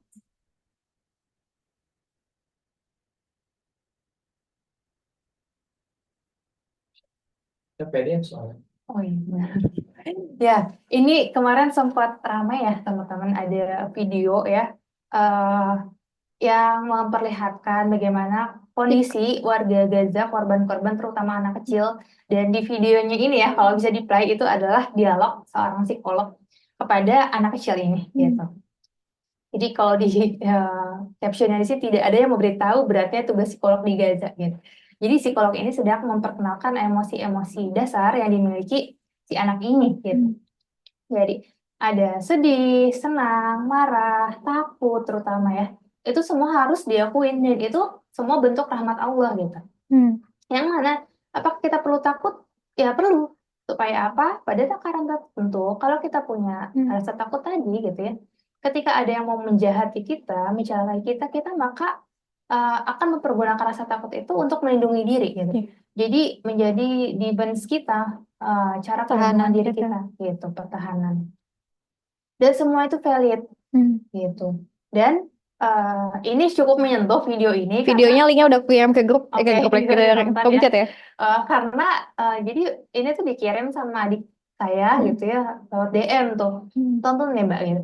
Dan di hari itu tuh adalah hari 1 hari persis setelah saya baru turun dari lapangan menangani korban bencana kebakaran di wilayah Tambora gitu. Dan yang dilakukan tuh mirip dengan semacam ini gitu. Jadi ngerasa relate aja gitu. Oh iya ya, ternyata nggak seperti itu stepnya. kita tuh perlu ngenalin ke anak-anak emosi yang mereka miliki apa. Hmm. Jangan dipotong, jangan di-cut gitu. Karena kebanyakan kita ketika nggak mengenalkan emosi tadi ya, kita hanya menghibur aja. Hmm. Misalnya dengan trauma healing, banyak yang turun ke lapangan menghibur anak-anak tok gitu ya, aja gitu ya. Itu akan membuat dia akhirnya nggak tahu sebenarnya dia tuh sedih loh gitu. Itu cenderung cuman pengalihan aja bahwa oh oke, kamu sekarang happy gitu ya. Tapi kalau dia nggak tahu sebenarnya dia sedih dan dia boleh sedih gitu, itu akan lebih lama memprosesnya nantinya gitu. Ketika misalnya para relawan itu udah pulang, itu akan kerasa gitu ya. Dari yang happy-happy, terus ketika sudah pada bubar tuh ya, kerasa tinggal Kerasa lagi. sedih-sedih. Tapi kalau dari awal dia udah tahu, oke, aku sedih dan nggak Nggak apa-apa apa-apa. untuk sedih. Kemudian ini ada kakak-kakak yang datang buat menghibur, aku jadi bahagia gitu ya. Dia membantuku tuh untuk memulihkan rasa sedih ini gitu ya. Maka dia akan lebih menerima emosinya gitu, lebih paham bahwa ya emosi itu rahmat Allah gitu. Kalau yang kemarin aku jelaskan ke anak-anak, kalian ngerasa apa hari ini? Aku tanya gitu kan ya. Sedih kak, aduh aku kayaknya sedih. Ya karena memang gitu ya, luar biasa. Kalau yang konteks kemarin mereka rumahnya kebakaran, mereka sangat ingin sekolah, tapi barang-barangnya Nggak ada semua sama ludes sekali yang gitu. terselamatkan ya. Iya, sehingga ya mereka sedih gitu. Dan nggak banyak yang menanyakan itu mungkin ke mereka ya. Mereka mengatakan bahwa mereka sedih gitu ya, tapi sisi lain satu anak itu cerita juga, aku sedih kak, tapi aku juga senang. Kenapa senangnya? Karena banyak kakak-kakak yang datang hari ini, yang peduli sama mereka, yang menghibur mereka gitu. Ya bagus, kamu udah bisa mengenali emosimu sendiri gitu. Dan tadi dengan mengenali itu, memvalidasi emosi itu jadi langkah awal yang penting ya. Next, untuk apa? Validasi emosi itu menjadi penting supaya kita bisa tahu ya teman-teman, bagian mana sih yang sakit dan terdampak dari emosi kita. Sehingga kita bisa tahu langkah selanjutnya, bagian yang sakit tersebut bisa kita obati. Kita cari treatmentnya lebih lanjut. Jadi pengakuan itu penting, jangan di denial gitu aja. Kita harus akui dulu untuk bisa mengobati. Susah loh Kak, jujur sama diri Iya, sendiri Kak. benar. Kita seringnya langsung loncat, jumping to conclusion kayak enggak, aku udah ikhlas kok. Padahal kita lagi nggak Enggak. baik-baik aja ya. Masih gondong aja tuh ya. Itu proses gitu. Dan butuh kejujuran juga untuk mengakui hal tersebut. Seringkali banyak orang yang datang ke ruang konseling itu tuh bukan berarti dia lemah, tapi dia adalah orang-orang yang terbiasa nguat-nguatin diri. Saya tuh. Iya. Aku bisa, sampai akhirnya pada satu titik ya tadi muncul kerentanan dan keluhan-keluhan yang nggak hanya secara psikis tapi udah banyak juga ke fisik dampaknya kayak gitu. Next. Jadi kayak es ini gunung es ya, di bawahnya banyak banget nih ternyata. Fenomena gunung es gitu. Di dalamnya ada banyak hal gitu. Sama ya, ini kita mengenali sedih. Dari satu emosi aja sedih. Itu ternyata sedih itu bervariasi Kak Maya. Seperti spektrum. Sama-sama sedih nih orang, tapi di dalamnya bisa beraneka ragam jenisnya gitu. Ada yang sedih karena apa? Karena terluka. Terluka karena apa lagi? Karena mungkin kecewa sama seseorang. Atau karena malu, itu membuat harga diri dia terluka gitu. Ada juga yang sedih karena dia kesepian gitu ya, feeling lonely gitu. Merasa diabaikan oleh orang lain atau terisolasi. Ada yang juga sedih karena apa? Depresi gitu. Entah itu gangguan atau kontinuum saat itu lagi tertekan gitu ya. Karena perasaan hampa, kosong, inferior, merasa nggak berdaya, nggak berharga. Gitu. Banyak gitu. Jadi sedih aja macamnya banyak jenis ya teman-teman ya. Dan kita perlu analisis itu. Oke. Karena yang biasanya kerasa ya itu aja. Aku sedih. Tapi lebih lanjutnya, kenapa ya aku sedih? Diekspor sampai tahu akarnya. Sehingga ketika tahu akarnya akan beda-beda penyelesaiannya. Kalau misalnya sedih, pasti orang banyak tahu, ya udah dihibur aja. Ya itu kadang-kala dibutuhkan ya. Tapi untuk tahu akarnya itu lebih penting. Karena kita mengatasi akar permasalahannya. Gitu. Kalau menghibur itu memang memulihkan secara emosional ya. Tapi kalau masalahnya nggak disentuh akan tetap terasa kayak gitu. Obatnya beda-beda nih ya. Obatnya beda-beda. Kayak dokter umum gitu. aja gitu. Obatnya beda-beda. Soalnya tadi sedihnya karena terluka dan kecewa. Kecewanya kenapa? Oh ada harapan yang nggak sesuai gitu ya. Berarti antara ekspektasi kita ketinggian ke orang itu atau emang si orang itu misal memang mengecewakan kita. Kita perlu posisikan. Terus juga misalnya putus sedih asa karena nih. putus asa. merasa tidak berdaya. Hmm. Tidak berdaya kenapa? Karena mungkin kita merasa rendah diri dengan Hmm. kemampuan kita. Ya berarti kita perlu belajar gitu ya. Belajar buat meningkatin kemampuan kita sehingga kita merasa berdaya, atau kita belajar mengakui kemampuan kita sendiri Hmm. sehingga value diri kita itu memang ada nyata di hadapan kita sendiri.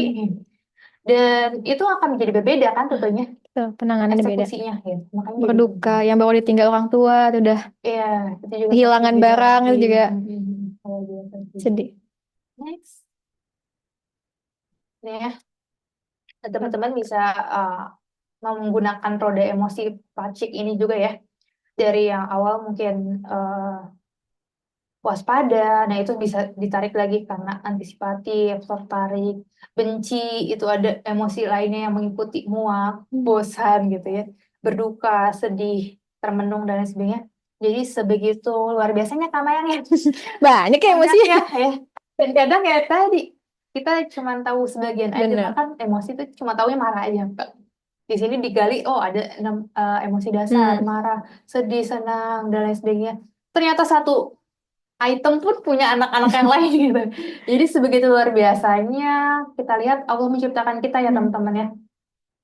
Ternyata tidak sesederhana itu gitu. Manusia tuh super kompleks dan itu bentuk dari luar biasanya pencipta kita Pencipta. yang bisa nyiptain kayak gini. Ya kalau nggak dia sehebat itu nggak akan ada ya. Nggak ada. Nggak ada gitu. Nggak ada yang bisa Ini menandingi bisa tandingannya. emosi manusia. Next. Nah, selanjutnya setelah kita tadi bisa menamai, oh aku lagi sedih. Sedihnya kenapa? Karena kecewa, karena sendiri gitu ya. Selanjutnya kita mengekspresikan emosi tadi secara adaptif, gitu ya, mengalirkan tadi karena itu suatu energi ya. Next. Nah, ini ada cara-cara sederhana untuk meningkatkan mood ya atau kondisi emosi tertentu dari diri kita yang cenderung lebih menetap tadi kalau moodnya. Nah, misalnya tersenyum teman-teman. Yuk senyum dulu coba. Senyum dulu. Nah, kemarin itu aku ajarkan juga di teman-teman pengungsian ya. Sesederhana senyum itu tuh bisa merubah mood kita lebih baik. Karena ya tadi orang di dunia ini nggak ada yang sedih selamanya sedih, tapi pasti setelah kesedihan itu ada kemudahan, ada kebahagiaan gitu. Dan cara sederhana untuk bisa ngeboost mood kita adalah dengan tersenyum. Coba teman-teman di rumah boleh boleh teman-teman praktekkan senyum terbaik kalian gitu. Ada yang bilang berapa tuh Kak? Berapa senti? 337 ya? 3 senti kanan, 3 senti kiri selama 7 detik. Detik dong, jangan menit lagi. Pegel ya dong. Nah, itu dipraktekkan, tapi jangan di sembarang tempat ya. Nanti orang bisa jadi bingung gitu ya. Kenapa disenyum-senyum sendiri gitu ya. Di tempat yang tepat dan itu bisa ngeboost emosi kita lebih baik gitu ya. Kalau dilihat di gambar ini teman-teman ya, berbeda nggak sih anak-anak yang dia tidak tersenyum dengan yang senyum? Lebih enak dilihat mana afeknya? Senyum. Ya, lebih menghadirkan keceriaan, harapan, bahkan bisa menular ya. Kalau lihat orang yang senyum, ngeliat aku stres ya seneng ya. Atau nggak senyum-senyum sendiri, itu beda lagi ya. Nah, maka kita akan bisa ketularan nih orang. Ada yang teman-teman mungkin punya rekan-rekan di rumah ya, yang di sekolah atau di tempat kerjanya yang dia tuh bawaannya senyum terus, positif vibes banget, dan dia sering menularkan gitu energi dan semangatnya ya. Kayak mungkin Kak Mayang ketika datang gitu ya, datang ke sekolah gitu ya. Nah, itu akan bisa menular semangat dari senyum tadi. Bahkan secara penelitian, tersenyum itu bisa mengeluarkan hormon dopamin atau hormon kebahagiaan. Kemudian juga serotonin yang berkaitan dengan berkurangnya tingkat stres. Jadi itu adalah mood stabilizer yang alami yang kita miliki, senyum teman-teman. Bahkan dalam agama selain bisa mengurangi stres, itu juga ibadah. Insya Allah ya. Jadi seluar biasa itu loh Islam meregulasi semuanya. Senyum aja bisa berpahala. Kalau kita nggak punya uang buat sedekah, senyumlah kepada di hadapan saudara-saudaranya. Nah, karena dopamin dan serotonin yang rendah itu dikaitkan dengan tingkat depresi yang lebih tinggi gitu. Jadi ya salah satu yang bisa kita upayakan juga dengan senyum tadi ya teman-teman. Next. Kemudian juga tertawa. Nah, ini ya luar biasa ya. Tertawa bisa meningkatkan hormon serotonin dan endorfin di otak yang tadi kaitannya dengan semangat juga dan bisa mengurangi hormon stres dalam tubuh kita. Bahkan endorfin itu seperti narkotika efeknya. Dia bisa meredakan rasa nyeri dalam tubuh kita. Tapi dia adalah zat yang alami yang dimiliki tubuh kita. Jadi nggak usah teman-teman cari-cari di luar sana. Cukup coba lakukan hal-hal yang itu tuh luar biasa loh. Ini adalah hal-hal yang kita bisa lakukan secara gratis. Dan itu Allah karuniakan skill itu dalam diri kita. Next. Selanjutnya menangis. Nah ini nih. Ternyata banyak mungkin stigma di masyarakat yang mengatakan jangan nangis. Kamu Dari ibu ke kuat, anak ya. tuh biasanya. Anak laki nggak boleh nangis, nggak boleh cengeng. Pada batas tertentu memang ketika nangis berlebihan itu nggak bagus. Kita jadi cenderung lebih mudah buat menjadi menemukan titik lemah kita, istilahnya cengeng dan sebagainya. Tapi orang yang nggak pernah nangis sama sekali itu justru orang yang gak sehat sama yang Banyak sesuatu ya di sesuatu dalamnya. terpendam dan itu dia simpan semua. Bahkan ternyata dengan menangis itu kan suatu mekanisme yang harus ciptain ya. Lalu nyiptain sesuatu tuh pasti nggak mungkin sia-sia begitu aja. Nggak mungkin Allah sediakan air mata dalam tiap diri kita itu tanpa ada manfaat. Nggak pernah dipakai nih, nggak pernah dikeluarin gitu. Itu bahkan dengan air mata itu tuh kita justru banyak bisa ngerilis toksik atau racun dan juga hormon stres gitu. Jadi keluar ada namanya air mata emosional. Yang itu biasanya rasanya lebih hangat sama yang Waduh, dipegang dulu ya. apalagi ketika kita mengalami situasi yang berat. Itu terasa sakitnya makin besar, makin kerasa air matanya beda gitu. Nggak mungkin ngegolak kan air matanya? Enggak ya? Beda ya. Jadi air mata emosional itu mengandung hormon yang berkaitan dengan stres, yaitu prolaktin, hormon-hormon yang menjadi obat penghilang rasa sakit alami. Kemudian hormon stres dan racun lain itu bisa keluar, dan hal-hal buruk dalam sistem tubuh kita juga bisa terkeluarkan dengan menangis itu. Nah itulah makanya salah satu yang bisa dilakukan ya teman-teman, dan itu pentingnya juga bercerita. Next. Ya, bercerita itu bahkan ini mungkin agak kita percepat ya. Jadi secara singkat, Jumat kemarin Kamrin baru dapat pasien ya. Dia punya keluhan yang complicated secara fisik. Teman-teman bisa baca, ini keluhan yang di utama nih yang sebelah kanan. Dia sesak nafas, jika perut tidak nyaman, sakit kepala, jika terasa panas, demam, tangan berkeringat, nyeri perut dan lain sebagainya. Dia menyatakan bahwa di luar tadi pas nunggu antrian dia pusing bukan main gitu kepalanya, luar biasa. Terus akhirnya dia masuk konseling gitu ya, cerita dan lain sebagainya. Setelah beres, dia secara tiba-tiba menyatakan bahwa, Kak, aku heran Kak, rasa pusingnya tuh udah hilang gitu. Aku udah gak pusing lagi Kak, kok bisa ya? Dia gitu. Kayak bisa secepat itu ternyata dampak bercerita terhadap keluhan fisik teman-teman. Jadi ada namanya psikosomatis ya, yang berkaitan ya antara psikis dan fisik secara langsung. Dan di titik itu juga aku jadi ngerasa, oh begitu besar ya dampak cerita, sekedar cerita ya, dengan tentunya cerita yang tanpa dihakimi, terus dia bisa ngeluarin unek-unek dan sebagainya terhadap keluhan fisik ini, yang mana dia udah berobat berkali-kali gitu, minum obat sakit kepala dan sebagainya, kambuh lagi, tapi pas itu sekedar kayak 1 jam dia beres cerita, tiba-tiba hilang gitu rasa sakit. Bisa secepat itu ya reaksinya ternyata. Nah, itu makanya pentingnya bercerita teman-teman. Bisa jadi teman-teman kalau hari ini ngerasa pusing, banyak hal yang kayak rasanya nyesek dan sebagainya, atau banyak keluhan-keluhan fisik, bisa jadi mungkin sekedar kurang bercerita gitu. Boleh dicoba itu juga ya, walaupun ada faktor fisiologis juga yang memungkinkan ya gitu. Tapi sinilah kita coba buat ceritakan masalah kita. Urai itu. Pertanyaan selanjutnya, cerita kemana Kak? Gitu ya. Secara singkatnya kita bisa lihat ya. Next. Setidaknya ada 3 objek yang bisa kita jadikan tempat untuk bercerita. Pertama, tentunya ini yang gak boleh dinafikan dan harus menjadi opsi yang pertama kali adalah Allah Subhanahu wa Ta'ala, teman-teman. Saya selalu edukasi ke pasien-pasien yang memang dia punya worldview Islam juga gitu ya, yang bisa disentuh dari segi agama, bahwa iya, datang ke psikolog itu hanya ikhtiar secara duniawi. Jangan sampai itu nge-skip hal utama yang sebenarnya lebih penting dan krusial, jangan sampai terlewat juga, itu adalah Ceritain segala masalah kamu ke Allah gitu. Jangan lupakan Allah. Psikolog cuma perantara aja, kita cuma media. Tapi kalau kamu lebih percaya kemampuan manusia, lebih percaya dengan ya tenaga profesional dan lain sebagainya, tapi kamu melupakan pencipta kita yang menciptakan kamu dan juga permasalahan kamu, itu tuh suatu bentuk kedurhakaan yang besar gitu terhadap pencipta kita gitu. Kayak menyalahi langkah gitu Benar, justru. benar, benar. Melangkahi gitu, Melangkih. melangkahi ya. Dan itu makanya yang terpenting jadi dasar pertama banget, itu cerita ke Allah, kamu jangan lupa gitu. Lagi nggak ada tempat untuk bersender, ada Mm-mm. tempat untuk bersujud. Asik. Betul. Jadikan sajadahmu itu tempat untuk bersujud tadi, ceritain semuanya ke Allah gitu. Sampai basah nggak apa-apa gitu. Nah, kemudian juga selain bercerita ke Allah ya, memang ada ikhtiar secara duniawinya juga ya. Kadang-kala kan ya memang kita butuh juga memproses masalah itu secara ikhtiar duniawinya, dan Allah pun memerintahkan itu Hmm. gitu untuk kita berpikir. Kunci untuk menyelesaikan masalah ketika kita bisa berpikir, dan untuk bisa berpikir ya kita butuh media buat reflektornya.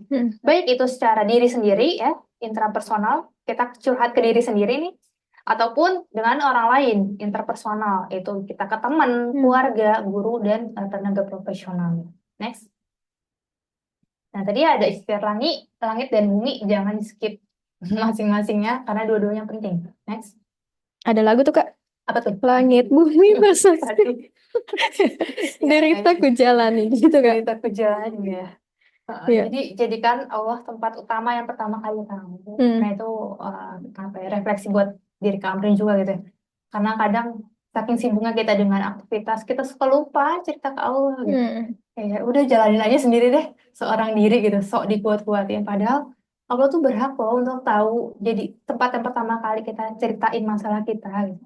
Dia yang memiliki hati kita, dia juga yang memiliki kuasa untuk menyembuhkannya ya teman-teman. Lo suka banget loh Allah kalau kita manja-manja ya. Bener, kalau kita ngeluh tuh justru ya Allah tuh suka gitu ya disampaikan keluh kesah kita gitu ya. Libatkan selalu dalam setiap keputusan kita ya Allah itu ya. Nah, dalam Quran surat Al-Rum itu ya, ayat 28 disampaikan bahwa orang-orang yang beriman dan hati mereka menjadi tentram dengan mengingat Allah. Ingatlah bahwa hanya dengan mengingat Allah, hati menjadi tentram. Itu salah satu kunci awal.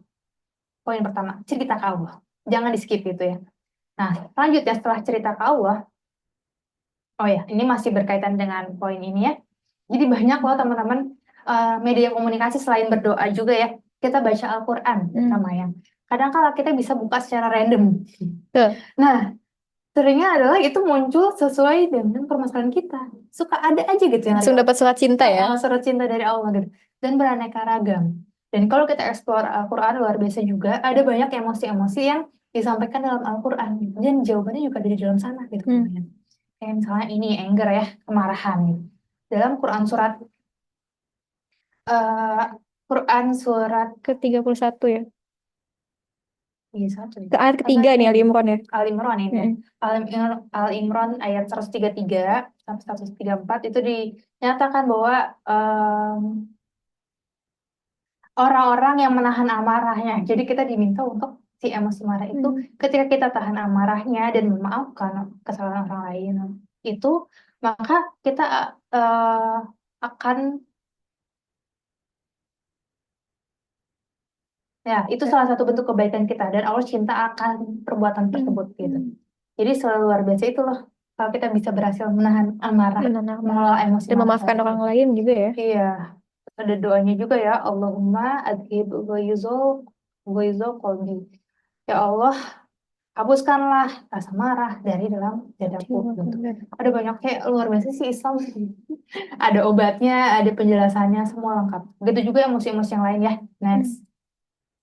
Kecemasan gitu disampaikan bahwa jika mereka berpaling maka ketahuilah bahwa sesungguhnya Allah pelindung kamu. Jadi ketika kita cemas tuh kita tahu bahwa Allah lindungi kita loh. Jadi buat apa sih kamu secemas itu, karena Allah sebagai penolong dan pelindung kita. Kemudian jealous juga nih ya. Ini dikatakan ketika misalnya kita punya iri hati kepada seseorang gitu. Itu kadang alamiah iya, dan bahkan ya Allah sampaikan juga di Quran gitu ya, dan janganlah kamu iri hati terhadap karunia yang telah dilebihkan Allah kepada sebagian kamu atas sebagian lainnya. Karena bagi laki-laki ada sebagian yang mereka usahakan, bagi perempuan ada yang diusahakan juga. Mohonlah kepada Allah sebagian dari karunia-Nya, sungguh Allah Maha mengetahui segala sesuatu.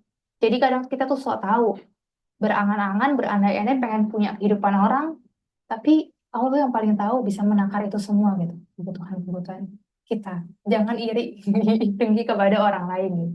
Allah yang paling tahu kebutuhan kita. Next. Dan banyak ya emosi-emosi yang lain. Next. Next, Kak. Ya, tersakiti dan lain sebagainya. Lanjut. Ya, poin kedua, itu tadi Bisa baru poin dipercepat kali ya, pertama Kak. ya, dipercepat. Poin kedua adalah cerita ke teman ya. Ke teman, keluarga, ke orang-orang yang dipercaya ya, ke bestie kalian gitu ya. Karena ya, itu akan bisa meredakan, mengalirkan emosi kita. Next, selanjutnya, kita proses masalah kita. Ini poin dengan diri sendiri gitu ya. Proses masalah kita. Masalah di pikiran kita bisa jadi beragam dan banyak banget gitu. Maka buanglah sampai emosi pada tempatnya. Jangan sembarangan kita buang gitu ya. Dengan misalnya marah-marah di medsos atau dengan perilaku agresi dan lain sebagainya gitu. Kita perlu urai benang kusut tersebut. Next. Dengan apa? Salah satunya dengan journaling ya. Ya, menulis. Next. Ya, writing for healing. Ternyata punya dampak untuk pemulihan diri kita. Next. Ya, jadi menulis itu sebuah aktivitas yang ternyata lebih dari kegiatan menggoreskan kata-kata di buku atau mungkin kita typing di gadget kita gitu. Itu lebih dampaknya teman-teman ternyata. Itu merupakan suatu ekspresi diri kita juga.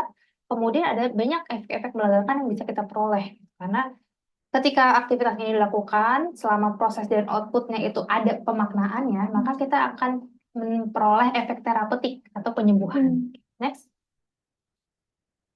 Banyak ya manfaat-manfaatnya, diantaranya kita jadi lebih kenal diri, kemudian juga bisa meningkatkan kesejahteraan mental kita, memproses emosi, kemudian meredakan stres dan kecemasan, serta gangguan-gangguan psikologis lainnya. Next. Dan dengan nulis ini kita bisa menemukan jawaban atas permasalahan kita, teman-teman. Next. Jadi sebenarnya kadang kita nyari jawaban di mana-mana gitu ya, pusing gitu. Apa ya solusi dari masalah? Sebenarnya ada dalam diri kita sendiri gitu. Cuman kita perlu proses itu dulu supaya kita bisa ketemu jawaban dari masalah kita. Next. Nah, jenis-jenis menulis yang bisa berdampak positif pada kesehatan mental kita apa aja sih? Kita bahas secara singkat aja ya. Nanti teman-teman insya Allah di-share dulu ya. Materinya bisa dibaca lebih lanjut. Pertama ada expressive writing, yaitu kita menulis bebas tanpa aturan tentang apapun yang kita rasakan. Jadi nggak ada judge di situ, kita bebas mengalirkan emosi kita sebagai media katarsis. Ekspresif aja gitu sampai ini. Next. Kemudian juga kadang-kala kita bisa pakai metode untuk mengcounter irrational belief kita. Tuangin pikiran negatif yang muncul di kepala kita. Misalnya, aduh, aku takut nggak berhasil nih sebagai individu dalam suatu pekerjaan gitu ya. Coba kasih counter yang lainnya. Gimana kalau jika kamu berhasil gitu? Misalnya ini real saya tuliskan di masa-masa dulu waktu S2 profesi dengan banyak tuntutan gitu ya. Gimana kalau gagal ya?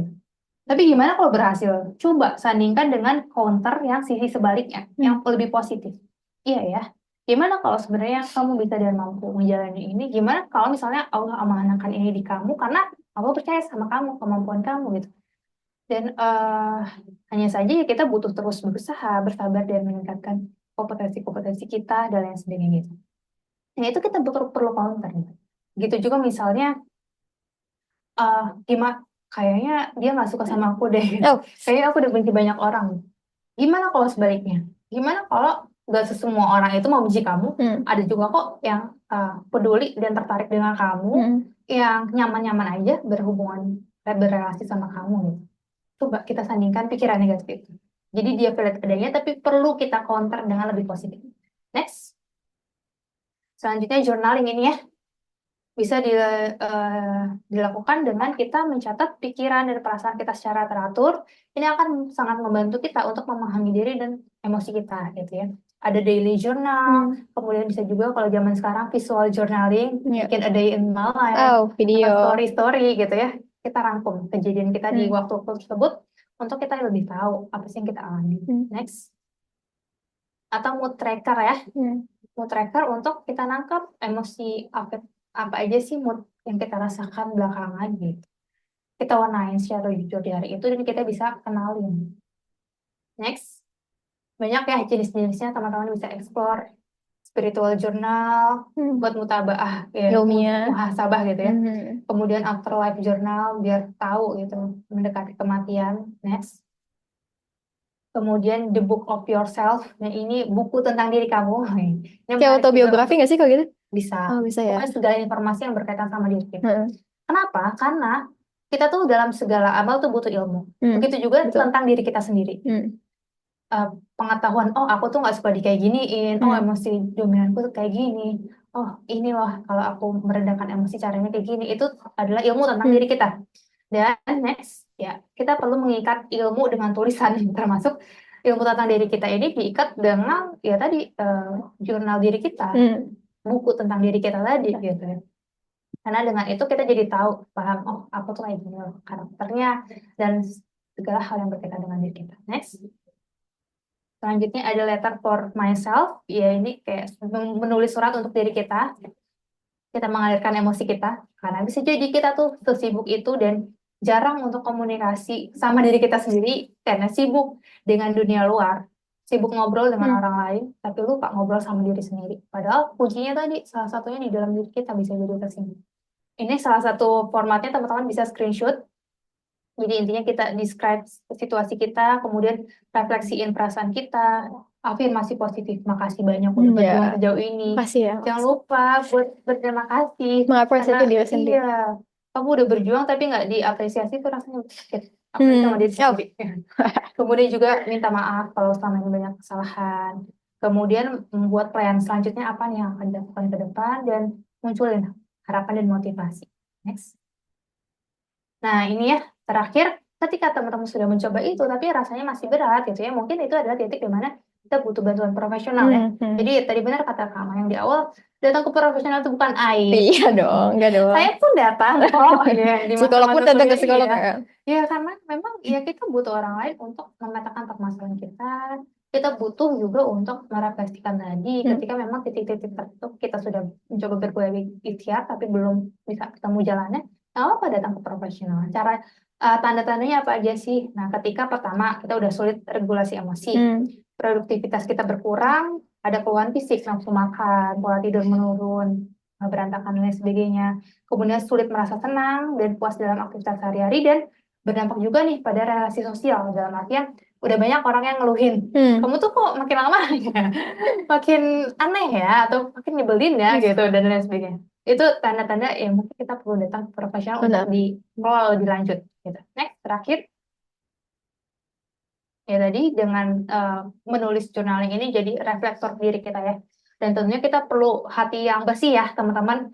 Journaling itu akan menjadi suatu hal yang akan sama aja, bahkan nggak berdampak positif ketika itu dilakukan tanpa hati dan tanpa pemaknaan. Oh gitu Jadi ujungnya cuma intinya. marah-marah aja gitu.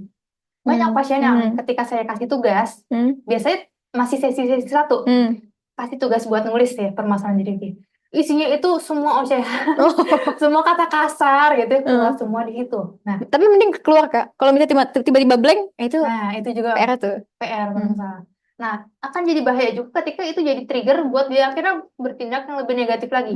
Makanya setelah nuangin itu tadi perlu dikelola, dicari tahu oke, kamu ngerasa itu valid, selanjutnya apa yang perlu dilakuin, mana yang udah tepat, mana yang belum gitu.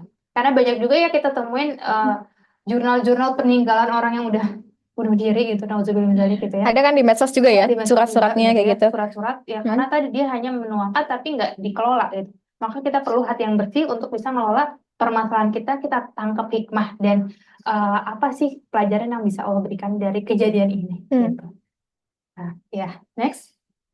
Jadi kehidupan kita begitu padatnya, maka itu kita perlu jeda ya teman-teman dalam setiap aktivitas kita untuk kita tahu apa sih maknanya di momen kejadian ini tuh apa gitu.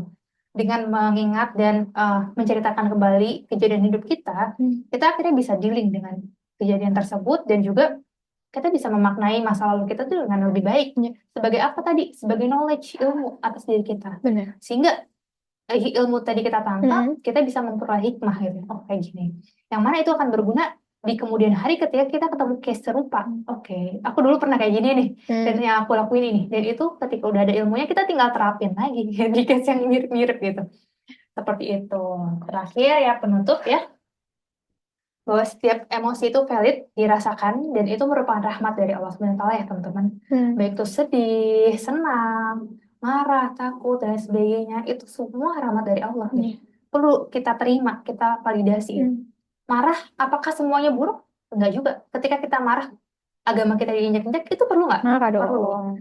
Ada negara si rewel yang menyerang kita perlu marah, iya gitu. Dan itu penting gitu, perlu, bagus gitu. Maka dari itu semua emosi itu valid, dirasakan. Itu ibarat coretan spidol ya yang membuat akhirnya kehidupan kita tuh berwarna ya. Life is never flat gitu ya. Hidup kita nggak datar gitu aja tapi penuh warna di dalamnya gitu. Namun menjadi catatan juga tidak semua ekspresi emosi itu baik. Ketika diletakkan secara keliru dan pada ruang yang tidak tepat gitu. Nah inilah yang menjadi pembeda antara psikologi Islam dan psikologi Barat ya. Kita perlu ngakuin juga, nggak semua ekspresi emosi itu baik. Kalau di Barat kadang-kala hanya berhenti di, oke, emosi itu valid. Kamu bebas kok ngerasain apa aja. Kamu boleh kok marah ke orang tua kamu. Kamu boleh kok benci dan lain sebagainya. Tapi kita lihat lagi, nggak semua ekspresi emosinya itu baik. Oke, kita ngerasa marah. Tapi selanjutnya apa? Apakah itu tepat gitu diekspresikan dengan perilaku demikian? Apakah itu misalnya bertentangan dengan birrul walidain tadi yang seharusnya dijadikan panduan kita ya, kita harus lakukan itu kepada orang tua dalam Islam ya. Maka tidak semua ekspresi emosi itu baik jika diletakkan di tempat yang keliru. Untuk itulah kita perlu iman dan adab kamayan. Adab, menempatkan segala sesuatu pada tempatnya, termasuk ekspresi emosi itu sendiri dan juga iman, keyakinan kita sama Allah yang akhirnya kita percaya akan syariat-syariat Allah yang dijadikan panduan untuk mengendalikan emosi tadi. Seperti itu mungkin Kamayan. Wah, luar biasa. Kampen boleh lo minum dulu. Agak ngebut sedikit. Iya, saya juga mau minum soalnya. Iya. Teman-teman izin minum dulu ya. Minum dulu. Teman-teman boleh loh sampai minum juga di rumah. Mana, luar biasa. Saya ngedengerin ceritanya Kampen aja sesek loh. Apalagi yang setiap hari Kampen ngedengerin cerita konselingnya. Luar biasa, nggak akan kuat ya kayak aku. Kampen, jadi ini tuh banyak banget pertanyaan dia teman-teman. Ada yang nanya langsung di grup, ada yang juga DM langsung ke pribadi. Dan waktu kita sangat terbatas kemarin. Cuman beberapa menit aja. Padahal banyak banget ya. Itu kan ada yang baru ngetik lagi nih. Coba kita dahulukan yang udah nanya dulu ya. Pertanyaan pertama Kak, ini pertanyaan Kak Doni sama Kak SR. Ini sebenarnya sama-sama ya. Selamat sore Mbak, izin bertanya, bagaimana cara merilis emosi diri kali ya? Bagaimana cara merilis emosi dari agar orang lain tidak menjadi imbasnya? Merilis emosi diri ya, agar orang lain tidak menjadi imbasnya. Dan bagaimana cara merilis luka yang sudah lama agar tidak menjadi penyebab emosi yang meledak. Ini sama kayak Kak Doni, itu gimana merilis bom waktu yang sangat banyak gitu. Karena setiap bom waktu yang meledak itu lalu ditahan, itu bikin kepala sakit, rasanya mau pecah. Lanjut tuh ya pertanyaannya ya. Itu pertanyaan Kak Doni sama KSR. Jawab dulu kali. Oh mau jawab dulu, boleh. Tapi jangan lama-lama boleh. Nggak, oke. Untuk Kak Doni dan KSR. Iya, jadi ini terkait dengan gimana sih caranya rilis emosi supaya tidak berimbas kepada orang lain gitu. Karena memang benar secara faktanya emosi yang itu tidak tersalurkan, itu terpendam, itu tuh punya efek meledak gitu ya. Efek bom waktu yang akan berdampaknya nggak hanya diri sendiri tapi bisa ke orang lain gitu. Nah, ada namanya amigdala hijack, yaitu pembajakan amigdala. Bagian otak ketika amigdala ya. Amigdala itu bagian otak yang kaitannya sama emosi. Dia punya peluang untuk membajak lobus prefrontal kita atau otak yang berkaitan dengan berpikir, cara kita berpikir rasional itu. Kadang-kala di emosi yang benar-benar tingkat tinggi ya teman-teman, itu membuat kita nggak bisa berpikir rasional. Kenapa? Karena ada pembajakan amigdala tadi. Jadi dia menguasai lobus prefrontal cortex kita sehingga kita nggak berpikir rasional dan akhirnya melakukan tindakan yang kita tidak sadari bahkan kita sesali. berimbas ke orang lain gitu. Entah keluar kata-kata yang menyakitkan misalnya ke anak gitu ya. Emang karena lagi emosi-emosinya gitu emak-emak gitu ya. Misalnya lagi ada masalah sama suaminya. Terus anaknya rewel dan sebagainya akhirnya marah dan seterusnya. Keluar kata-kata yang tidak mengenakan bahwa kamu tuh bikin nyusahin ibu aja gitu. Karena nggak berguna dan sebagainya. Banyak itu kasus-kasus ibu-ibu yang datang konseling akhirnya dia cerita bahwa aku nyesel banget Kak eh, mengucapkan kata-kata itu ke anak. Sebenarnya nggak bermaksud, tapi Iya. karena tadi kok bisa ya keucap itu? Karena otak kita terbajak oleh emosi. Oke, jadi buat itu ya para ibu-ibu. Mhm. Magdalena. Nah, untuk itulah makanya kita perlu punya kendali gitu ya. Sadari gitu. Agak panjang tapi nggak apa ya. Secara singkatnya, untuk pengelolaan emosi tadi kita perlu ada kesadaran. Rumusnya adalah A, B, C, D, E. Ini berkaitan juga ya, emosi yang lama yaitu butuh diproses lebih lanjut. Eh, untuk itu, ya pasti akan bikin kepala rasanya mau pecah ya karena kependam ya. Ada rumus A, B, C, D, teman-teman. RBT. Bukan. Oh, bukan. A, B, C, D. Untuk mengelola emosi tadi di saat kita sedang merasa ingin marah, meledak, berimbas ke orang lain. Yang pertama A, aware, yaitu kita sadar dulu nih. Oh, aku lagi mau marah nih gitu ya. Sadar diri gitu. Kedua B, breathe, bernafas gitu. Tarik nafas, hembusin perlahan. Ada banyak teknik-tekniknya, tapi yang paling sederhana yang sering saya ajarkan ke pasien adalah memegang dada dan juga perut, karena ini dua organ yang Pakai paling hidung apa pakai mulut ke nafasnya? bebas, Bebas ya? senyamannya, tapi ya lebih dominan di hidung sih, karena kaitan sama pernapasan. Kita pegang dua organ yang berkaitan dengan kecemasan, dada dan perut, kemudian tarik nafas pelan-pelan. Rasakan udara yang masuk, tahan perlahan, hembuskan pelan-pelan. Dilakukan sampai kita ngerasa lega, biasanya beberapa cycle gitu ya. Nah, itu bernafas ya, breath, supaya apa? Supaya kita punya kadar oksigen yang cukup di otak. Sehingga kita bisa berpikir jernih tadi, terhindar dari pembajakan amigdala. Kemudian, yang ketiga, setelah bernafas, C ya, count, berhitung. Hitung 1 sampai 10 gitu. Sehingga pas mau marah, itu tuh rasanya udah nggak niat lagi. Udah nggak nafsu lagi mau marah karena udah berhitung dulu tuh. 1, 2, 3. Udah capek gitu. Karena tadi emosi itu kan energi ya. Kalau udah tadi kita kasih jeda waktu, lama-kelamaan dia udah akan mereda. Udah akan surut itu. Sehingga kita nggak akan lagi terpancing, udah ya udah deh, astagfirullah gitu ya. Selanjutnya distance, jaga jarak dari hal yang membuat kita emosi. Dan terakhir ekspresin emosinya itu. Tadi misalnya dengan nulis jurnal, ya Allah hari ini aku membentak anak dan lain sebagainya gitu. Atau mungkin ekspresi langsung ke orang yang berkaitan, sampaikan bahwa tadi misalnya, oh mama nggak sengaja loh deh gitu. Atau misalnya ke teman atau ke pasangan, sampaikan ketika kepala kita udah dingin, gitu. Emosi kita udah mereda. Nah itu kiat yang bisa teman-teman lakukan ya. Itu disampaikan oleh almarhum dosen saya. Insya Allah bisa dipraktekkan untuk tadi kasih jeda antara emosi dan respon emosi kita. Gitu.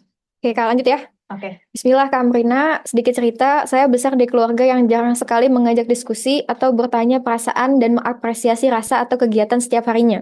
Sehingga berat rasanya untuk mengetahui atau refleksi untuk mengalirkan emosi. Hingga akhirnya, sekarang di masa dewasa muda, mengenali emosi atau melihat ke dalam diri adalah sesuatu yang sulit. Bahkan tidak jarang merasa tumpul atau tidak mampu untuk merasa, numbness ya, yang berefek ke kegiatan dan fokus diri sendiri.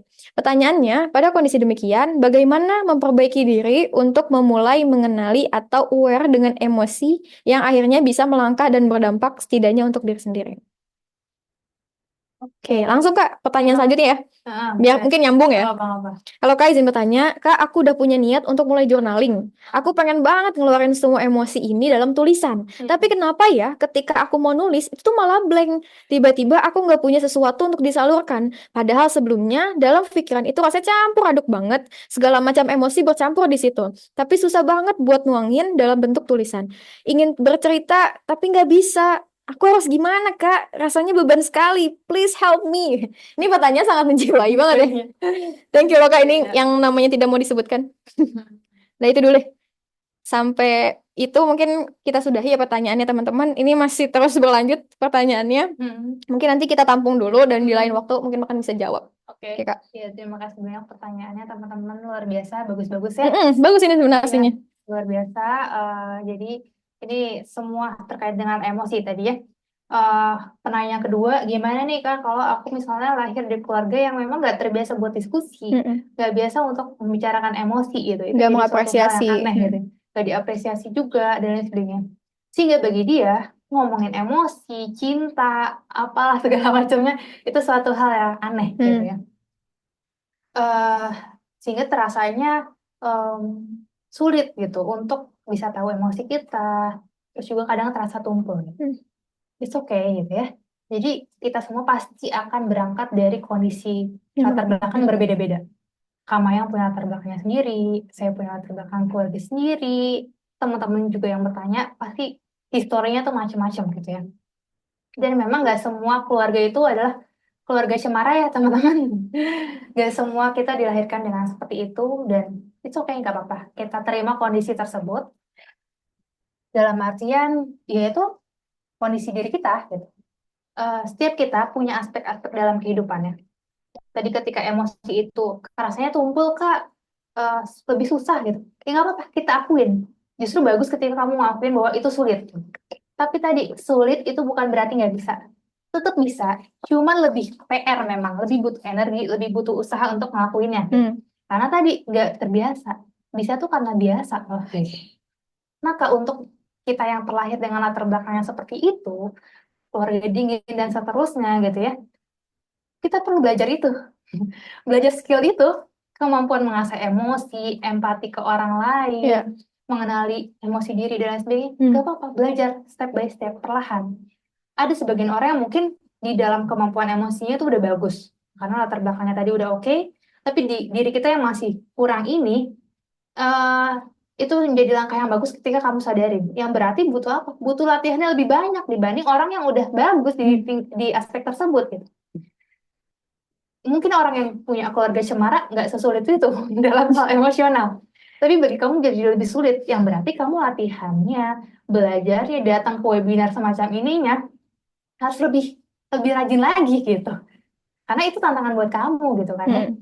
Ibarat orang ada yang emang udah jago nih bahasa Inggrisnya, yang nggak usah belajar gitu. Tapi ada yang kok kayak nggak bisa-bisa gitu ya, atau nggak ngerti-ngerti. Ya ikut les, latihan, belajar gitu. Sama dalam hal emosional ini juga tetap terus semangat buat belajar. Berarti usaha kamu harus lebih lagi gitu ya. Kalau tadi sulit, bukan berarti nggak bisa, bisa, tapi harus lebih usahanya. Kalau tadi ngerasa tumpul, berarti perlu di apa? Runcingkan. Diruncingkan, diserut ya. Diruncingkan itu supaya sosial skillnya tadi, emosional, kemampuan kita secara emosi itu bisa lama-lama terasa menjadi lebih runcing. Sharpen the soul, kalau kata Seven Habits, Masya Allah. Stephen Covey mah. Ya itu dia, makanya dimulai dari kesadaran dan lakukanlah latihan itu perlahan-lahan. Gak usah memaksakan diri. Jangan set targetmu sama dengan orang-orang yang lainnya yang memang dia udah bagus di awal gitu. Set target sesuai kemampuan kamu, step by step. Ketika itu justru menghasilkan keberhasilan, kamu akan ngerasa, oke, aku bisa loh. Itu akan menimbulkan reward system dalam diri kita. Akhirnya kita mau lagi ngelakuin hal-hal yang lain seperti anak tangga gitu ya, terus berproses meningkat. Jangan setting terlalu tinggi yang membuat akhirnya kamu gagal, padahal kamu dan teman kamu itu latar belakang keluarganya beda. Setelah gagal akhirnya kamu kecewa, udahlah sulit. Gak apa-apa untuk menurunkan ekspektasi ya, pelan-pelan, step by step gitu. Standarnya disesuaikan dengan diri kamu, kebutuhan kamu. Gitu. Benchmarkingnya diri kamu sendiri, bukan orang lain. Kemudian pertanyaan ketiga ya, terakhir, berkaitan juga ya, udah punya niat journaling, tapi kok ngeblank? Bisa jadi faktornya banyak. Pertama, nggak kebiasa melakukan hal tersebut. Atau mungkin tadi terlalu banyak. Terlalu banyak yang di kepala sehingga bingung mulai dari mana. Gitu. Udah mumet duluan. Mumet duluan gitu. Dan nggak apa-apa. Gitu. Nggak harus dipaksakan saat lagi ngeblank itu. Ayo kamu harus keluar. Itu akan jadi berat dan justru malah jadi stressful. Yang ada sih kegiatan journaling itu malah terasosiasi dengan kegiatan yang nggak enak, yang menyiksa, yang terasosiasi dengan kegiatan negatif di otak kita. Gitu. Lakukanlah saat kamu memang mau mengeluarkannya, gitu. Saat misalnya kepikiran, aduh, oh iya ya, aku ada pikiran ini nih, kayaknya perlu aku tuangin. Tuangin saat itu. Nggak usah ditunda-tunda Iya, ya. sealamiahnya aja Hmm. teman-teman sebagaimana alir mengalir gitu. Nggak usah dipaksa-paksa. Nggak harus perfect juga tulisannya ya, Iya, bagus atau enggak. heeh, Coret-coret juga nggak apa-apa. iya. Dan jangan terpatok pada panduan-panduan journaling Hmm. yang complicated, gitu ya, yang kayak benar-benar harus detail gitu ya, harus indah estetik dan dilakukan setiap hari. Hmm. Tapi ternyata kita belum nyampe ke sana, malah susah dan merepotkan kita, dan akhirnya membuat kita akhirnya nggak melakukan sama sekali gitu. Hmm. Kayak all or nothing jadinya gitu. Makanya ya udah, lakukan dari yang kamu bisa lakukan Ya. dengan template yang teman-teman mudah aja, Hmm. mudah buat melakukannya, itu lebih akan berdampak justru gitu. Jadi nggak apa-apa ya kalau misalnya sesekali saking banyaknya di otak itu, keluarkan saat memang kamu mau melakukannya. Kemudian gak masalah untuk media journaling itu hanya salah satu cara ya. Cara lain teman-teman juga bisa melakukannya dengan menggunakan media voice note. Hmm. Itu yang sering saya lakukan juga ketika kayak nggak ada energi buat nulis kak, nggak tahu ngeblank juga gitu ya. Nggak apa-apa, voice note aja, sampein, sampein, direkam di handphone gitu ya. Sampein apa aja sih yang jadi keluh kesah, apa aja yang isi kepala ini gitu. Setelah udah tersampaikan, dan di situ bisa lebih lega gitu. Terus kita dengerin lagi, oh ternyata masalahku gini ya. Terus di situ baru tuh dipetakan yang jadi poin plus dari journaling gitu ya. Itu tuh kita dengan menulisnya itu kita bisa jadi ada strategi pemetaannya juga. Kalau di recording kan cuman hanya direkam aja kan masalahnya. Tapi saat kita udah ketemu, oh ternyata aku ngerasa gini lah. Ternyata masalahku di bagian ini, penyebabnya ini dan lain sebagainya. Petakan dengan tulisan. Makanya tadi ikatlah ilmu dengan Dengan tulisan gitu. tulisan. Dengan dipetakan tadi, itu jadi lebih jelas, lebih clear, dan terbukukan gitu. Jadi lebih mudah ya kita Baca-baca nge-record, lagi. apa ya, nge-trackingnya Iya. juga.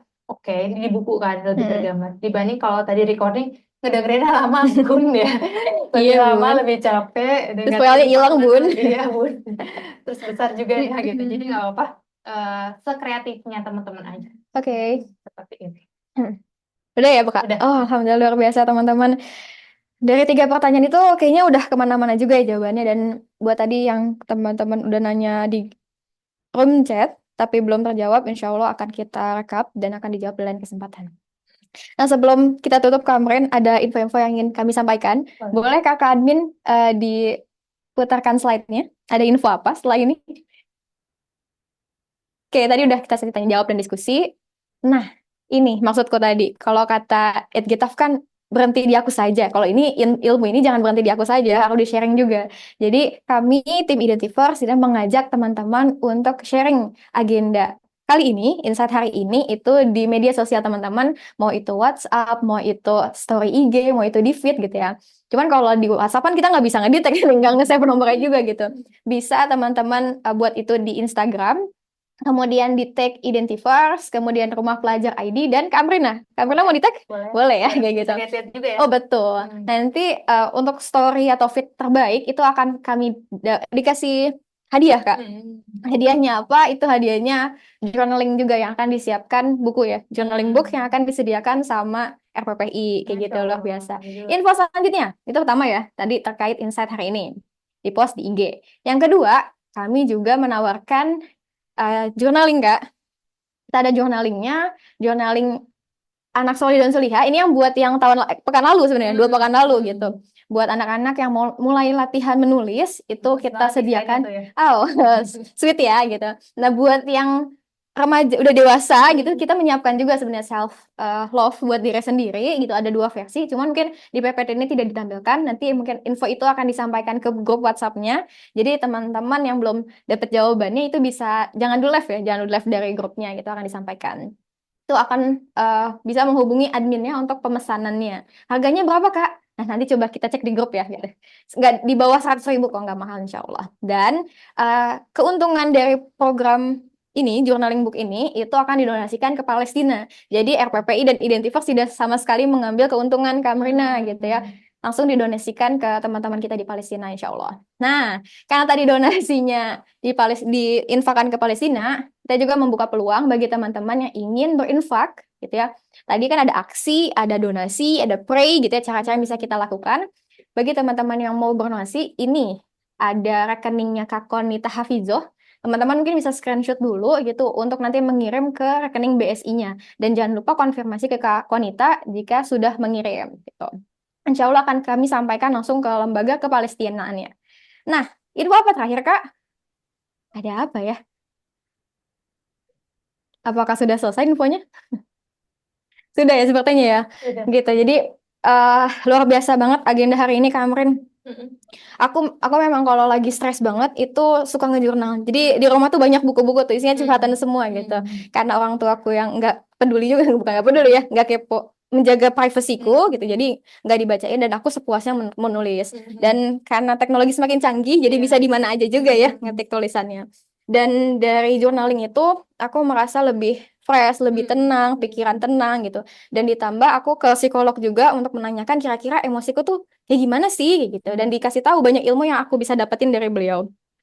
Dan akhirnya aku menyimpulkan bahwa esensi luka itu justru mengajarkan kita bahwa bahagia itu tidak instan, bukan mie instan gitu ya. Ada prosesnya, ada proses pembelajarannya gitu, nggak mudah. Jadi sekarang luka banyak banget lukanya itu nggak apa-apa, dinikmatin aja gitu. Dan kalau kata-kata kakak organisasi kan terbentur, akhirnya terbentuk kayak gitu.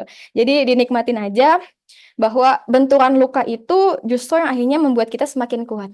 Gitu. Udah teh kuat, makin kuat. Luar biasa banget. Dan terakhir teman-teman, jangan sampai kita membantu orang lain, masalah orang lain, tapi kita lalai sama diri kita sendiri. Pastikan diri kita juga ingat gitu ya, bahwa diri kita itu punya haknya untuk sehat, untuk tumbuh, untuk berprestasi, untuk mengumpulkan sebanyak-banyaknya kebaikan gitu ya.